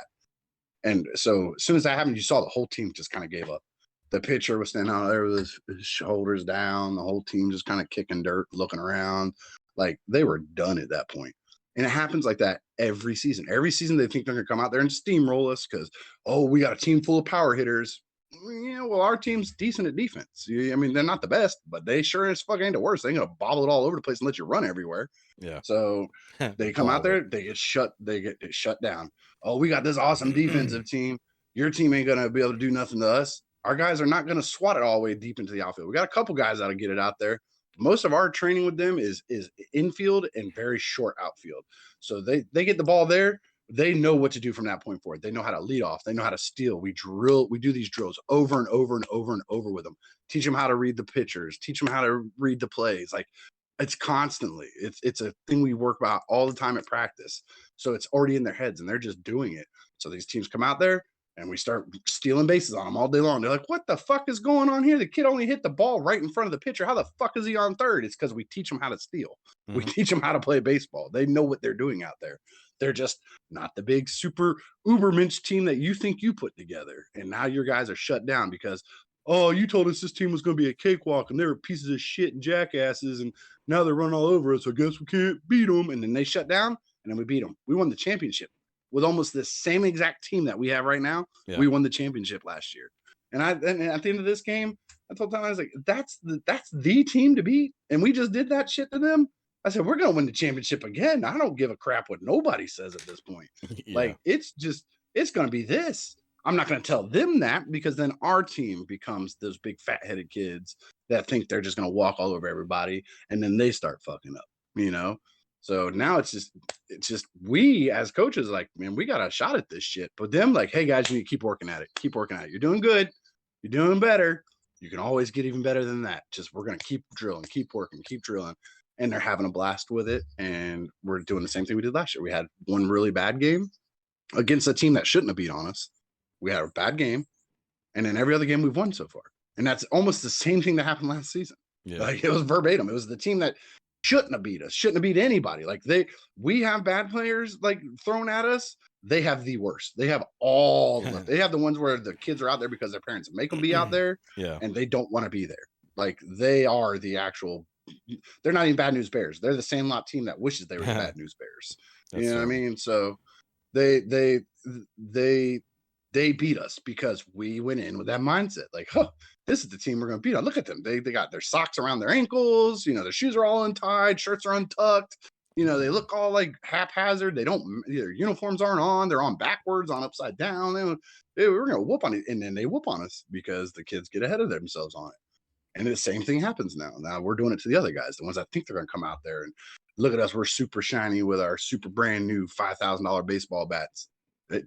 $500 baseball bat will strike out just the same as a $20 Walmart bat. I don't give a fuck what the hell's I can buy way more bats if I buy 20 at a time, or $20 bats. Yes. But it does make a little bit of a difference, but not a huge difference. It makes a difference at a higher level of gameplay than what we're at. Yeah. But these kids see this shit on TV. Their parents think that their kid is the next Derek Jeter. Their kid is the next fucking Mike Trout. Their parents all think all this shit. So then they have to go out and buy them all this shit that these guys are wearing on TV. We are not that gameplay level. We're not the same. You should not be trying to make them that. You should be trying to make them good here, and they're going to work to that. So they get mad as fuck, dude. I've seen a kid strike out. We've struck him out before, and he'd start yelling at his parents. I told you I needed this set of cleats. Like, dude, you didn't strike out because of your cleats, man. Like, you need to fucking relax. Like, yell at your parents from the field. Like, you're crazy, man. Never in my life. Yeah. Never. So it was a good night. They're still super hyped on it. I think we play again Thursday. We have pictures tomorrow night.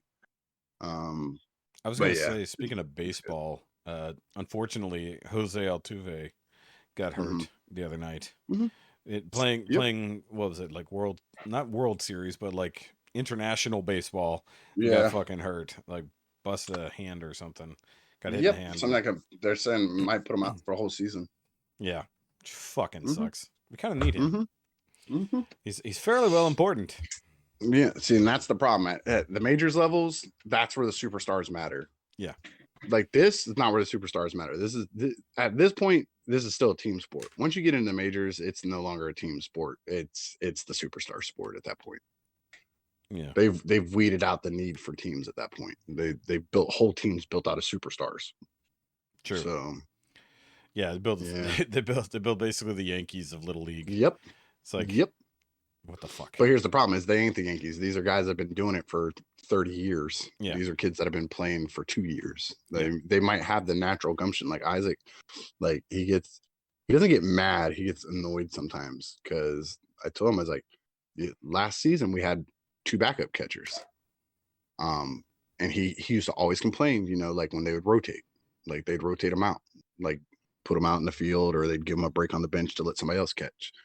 And he used to get mad. He's like, man, I want to catch. That's what I want to do. I don't like pitch. He's like, he can pitch. Like, he's not great, but he's a solid pitcher. But he doesn't like it. He doesn't like the stress of it. Like, he doesn't want to be the guy that causes. Yeah, that's and ironically enough, the catcher actually has more pressure than the pitcher. Well, people don't realize that. The catcher is kind of more important on that end, but I would say less pressure because you're not the one who's out front. Like people have a misconception of it. No, that's what I'm saying. They think that guy throws 100 miles per hour, that's going to win the game. Yeah, no, again, if he drops that 100 miles per hour fastball, the guy's gone. If he misses catching a wild throw, yes. The catcher's more important, obviously, but the pitcher is the one who has the spotlight. Yeah, I'm not going to tell Isaac that because Isaac shuts down. Like, not because he can't handle the pressure. He can't handle the thought of him being the reason the team loses. Yeah, of course. Like he one time he was the last at bat. We had this is last season or season before. He was last at bat.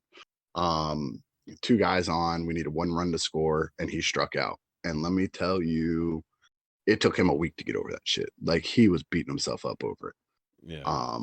Because he lost the game, and I sat down with him. Lose the game. Yeah, I said, here's the thing: you might have been the final out, but you weren't the reason we were in that position to begin with. Yeah, no, it's like, you were the last, literally the last straw of the broken thing. Yeah, it was done. Like, it was lost. You were just the end. You were an ability to catch up, but you didn't put us behind to where we were fighting to survive. Yeah, you know what I mean. And it took him a while, but he got over it. So he does not handle that part of the stress well, because he will 100% take it on himself. He understands the words that I'm saying. He just doesn't believe. He thinks if he messes up, it's the game and it's his fault. This is funny. So he takes that pressure very bad. So I've never really tried to drive into him how important the catcher actually is in a game of baseball. Yeah. But I don't give him too much slack on it either. Like, he drops a ball and I'll yell at the from the sideline. Parents, they'll crack up. Like, they love that kind of shit. But I'm like, dude, what position are you playing? And he'll yell back, catcher. I'm like, then try catching the ball. It's in the name. It's in the job description. He gets so mad. He's gotten so mad at me sometimes, and I'm like, dude, I don't care, man. You gotta do your job, or I'm gonna give you shit about it. Next time, yell out, what position are you playing? Catcher. Because it's like, okay, well, it looks like left out. Get your shit together. Yeah. Well, I tell him, like, we have a little mantra, me and him. Yeah. Like, it's led to his nickname. His nickname is Brick. Like, everybody calls him that. Yeah. You know, his walk-on song when we were doing Travel Ball was Brick in the Wall by Pink Floyd. He chose that out of every song ever, just because it said his name in it and it talked about being a wall. Because our mantra is, every time he gears up and he goes to walk out of the dugout, I tell him, I was like, what are you? He'll say a wall. And I was like, and what gets by a wall? And he'll say nothing. And I'll say, we'll make it happen. And then he'll go out there and just do his thing. You know, just that little build up, give him a little boost and stuff. Joke. Yeah. And the parents love that shit. They eat that shit up. And I'm like, it's not a thing. It's just, it's a father and son. It's a coach and a player. It's you have the ability to do this with your kids too. You can do this shit with them. Like, your kids could be great too, but no. And then, not even great. He's not great. I just think of the joke. Like, your kids could be this good too. Yeah. If you guys didn't fucking suck.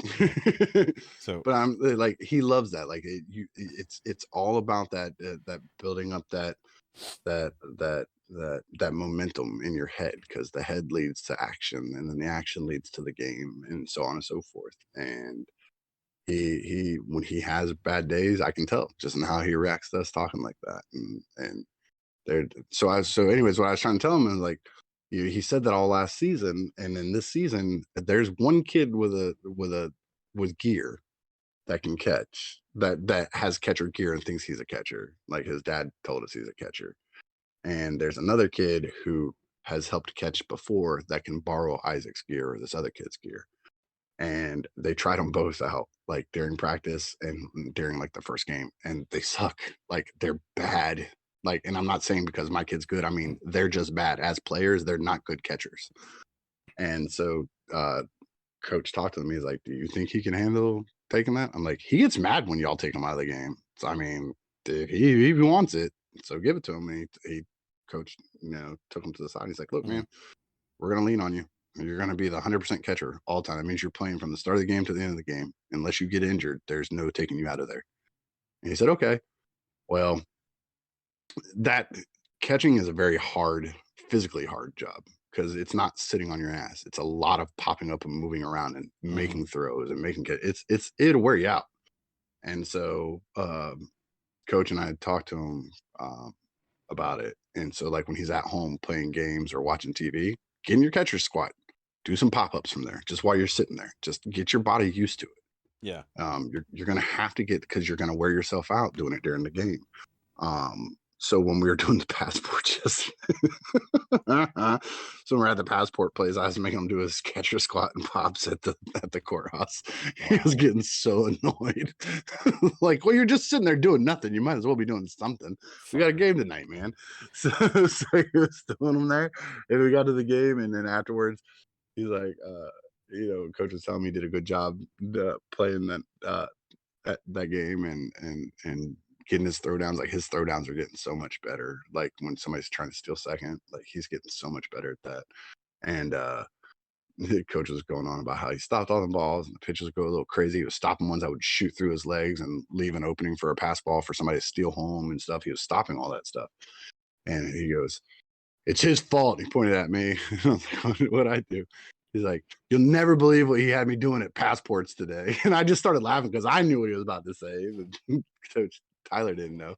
He told me, "He's making me do my popping squats at the freaking passport place." I was like, "Yep." And Tyler just started laughing. I was like, "Hey, yeah, nothing else to do. I mean, I'm filling out paperwork." He was literally standing there doing nothing. Might as well. Wow. So been working with him. He's having fun. It was good to come off a good game. Good to be back at it after a week off with spring break and stuff.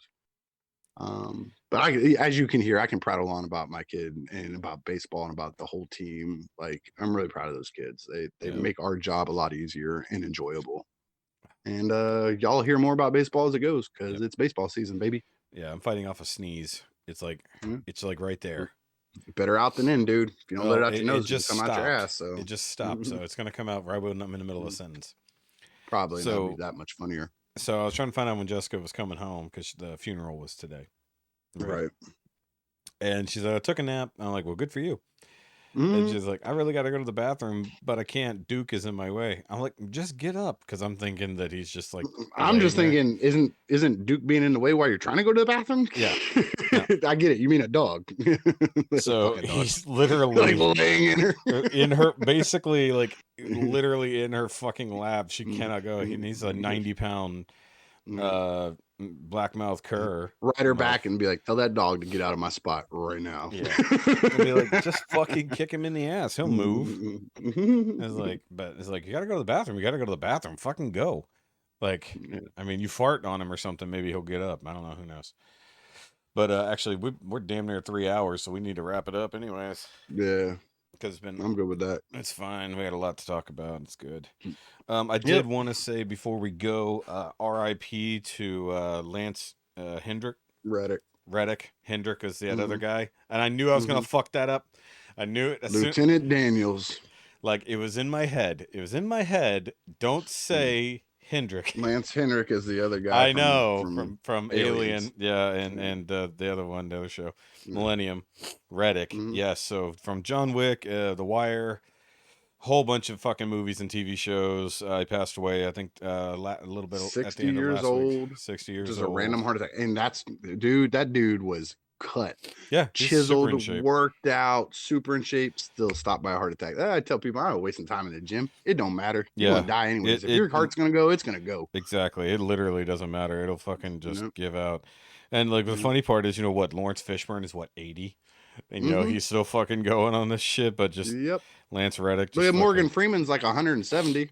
Yeah, that's true. But our president is also 312. So, I mean, you can live forever somehow. But yeah, the Himalayas. yeah, basically. But yeah, I saw that and I was like, holy shit! Like just out of nowhere, he died like 2 days ago, or the news came out 2 days ago. So I was just like, no, it was last week.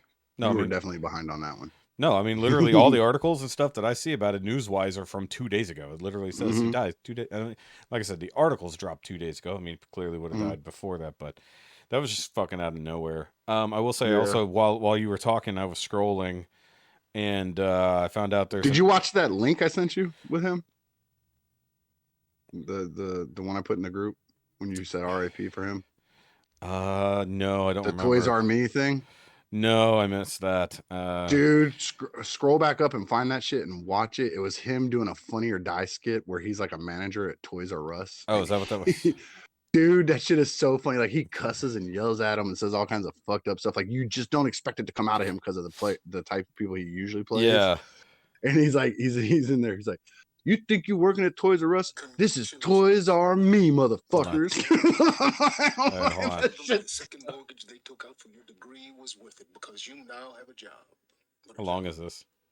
It's like 5 6 minutes. dude. Yeah, I'm not gonna say the whole no, thing. You ain't playing that all on here. Yeah, Like, but that's fine. I'll watch that. I'll that watch shit that. Because that shit had me in tears laughing. Like, I love that sketch of his. And then when I found out he passed, I went and pulled it back up and watched it again. He was so good. But I did watch the Sylvester Stallone thing about why he'll never watch Creed 3 and all that kind of stuff. Yeah. And the funny thing is, he says in that quick little interview, he says, I don't know how they got it away from me, but I actually looked into it. It's like he clearly signed over the fucking rights to Rocky not long ago. And it's like, but it was like some kind of like it was worded funny. There was like some sneaky shit. There was, but that's the part he doesn't understand is how they got that. It wasn't supposed to be all of the above. Like he wasn't supposed to completely surrender ownership. It was supposed to be just this one thing you can have. Yeah, but like, the way they worded it, they fucked him and got everything. he got fucked on all the that way deal. back to the original. Yeah. And I like what he said, at least in that part where he said Michael B. Jordan, he's a good kid. Like if he does Creed 4 and he wants me to come back, as long as that other guy isn't there, I'll be fine. I guess he means Ryan Coogler. It's like fuck Ryan Coogler. It's like, he flat out said he's not even gonna watch 3 because of that. Yeah, because of that. I mean, he got fucked out of his fucking life's work basically. And how he said it. He said it's not about the Rocky thing. It's my kids. I was my kids were gonna get that. Yeah. Yeah. So now they stole it out from under him like that, basically. I mean, got to watch that fucking small print, man.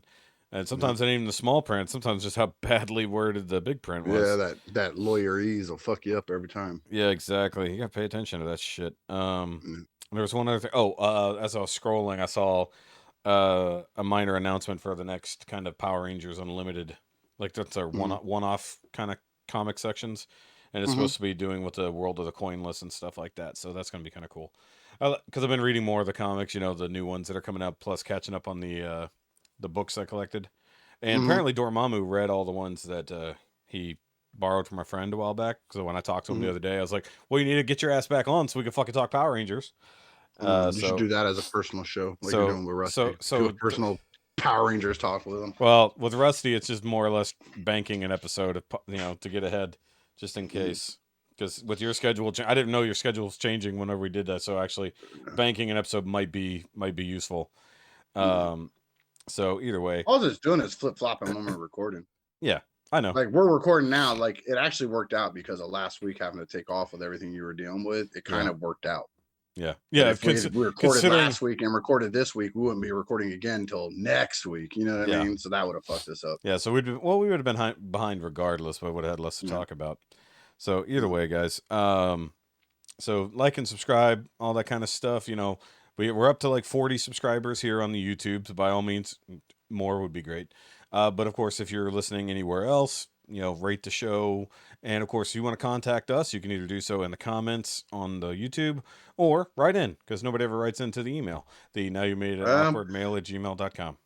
Maybe if you hadn't made it so obnoxiously hard to type out. Well, if only it was copy and pastable in the fucking description down below. So nobody would have to do it. Yeah, it's so hard to just go boop. So either way, if you want to write in, of course, go check out the top 5. And actually, nobody gave us their top 5s from that last top 5. So, well, you said you only put it on Patreon is what the problem is. No, I didn't. No, top 5's on YouTube. It's not on Patreon. Yeah, no, the unedited version. Literally the raw version of that episode was on Patreon, but the edited version went up on YouTube. No, I don't even remember half the time. I don't even remember what we say on that shit. If I ever find out you left something in there you shouldn't have left in there, I'm gonna punch you in your dick hole. No, I tend to pay attention. There was one time there was one time where you said, well, because you forgot you'd already said your kids' names on here, so it doesn't fucking matter. But you said, well, it's on Patreon, right? And then you started talking about Gabriel and Isaac, and I'm like, you've already said their names before. You've talked about them at length. It's like it's not a secret. It's not a secret. Not even really their names. Fuck you guys. My kids' names are Shabubu and Chicago. Fuck you guys. Chicago. Yeah. Shish kebabs. Shawshank Redemption. Chicago. You're out of here. Yeah. I love that shit. That shit's still so fucking funny. Which one was better? Which Ace Ventura was better? The second one. I'd argue the first. Nope. Not even close. The first one was hilarious, but the second one was so over the top. Tommy Davidson was fucking amazing in that movie. Mm. The one that he has to fight that throws the spears in his Yeah, legs. yeah. Oh my god, that and like the fucking spitballing that guy trying to balance on the thing. The closing line, and they come out there all ready to go to war, and he's like, "What's wrong with everybody? They said she's not a virgin. They can tell." Like, that shit fucking kills me every fucking time. The Lone Ranger, the Hi-Yo Silver, when he's fucking with the overhead projector. Yeah. I do that shit to Kara sometimes though. Yep. I'll do that shit to mess with her sometimes. That second one was so much better. The first one was good. The second one was so much better. And they are really two different movies. They very, very much are. One of them was just like a funny detective-y story. The next one was just slapstick, over the top, fucking Jim Carrey gone fucking nuts on film. Yeah. Even the opening, at the monastery. Yeah. When he's like, "Hold on, I'll meet you down there," and he slinky. There's something I want to do first. Yeah, he does the slinky down the fucking steps up to the monastery. It's like so close. Like, look, I haven't seen this movie in probably 20 years, and I can still quote the whole entire fucking movie. Well, I like, think I watched it 20 fucking times when I was 10.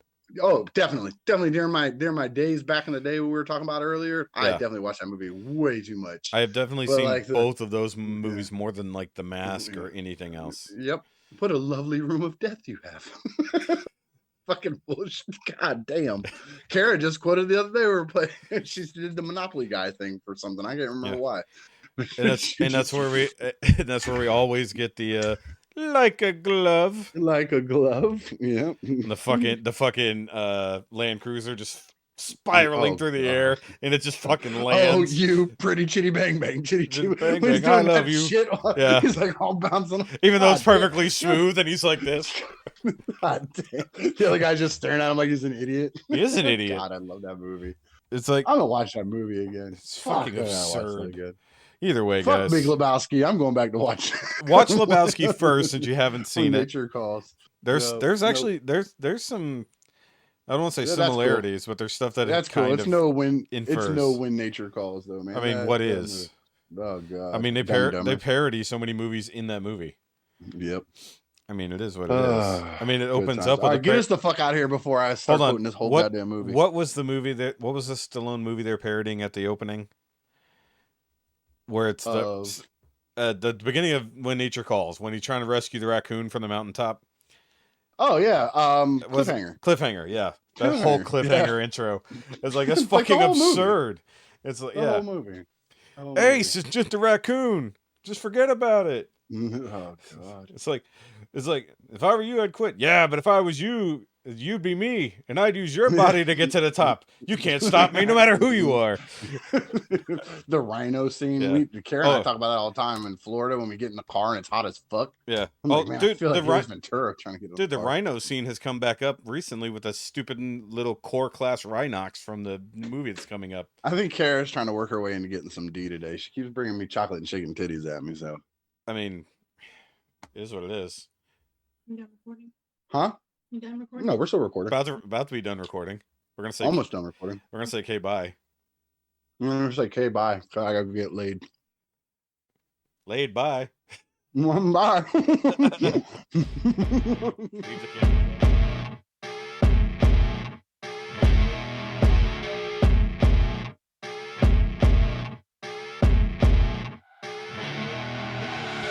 I see her rolling up, Uber black Cadillac, high heel boots and a sexy body full of tats.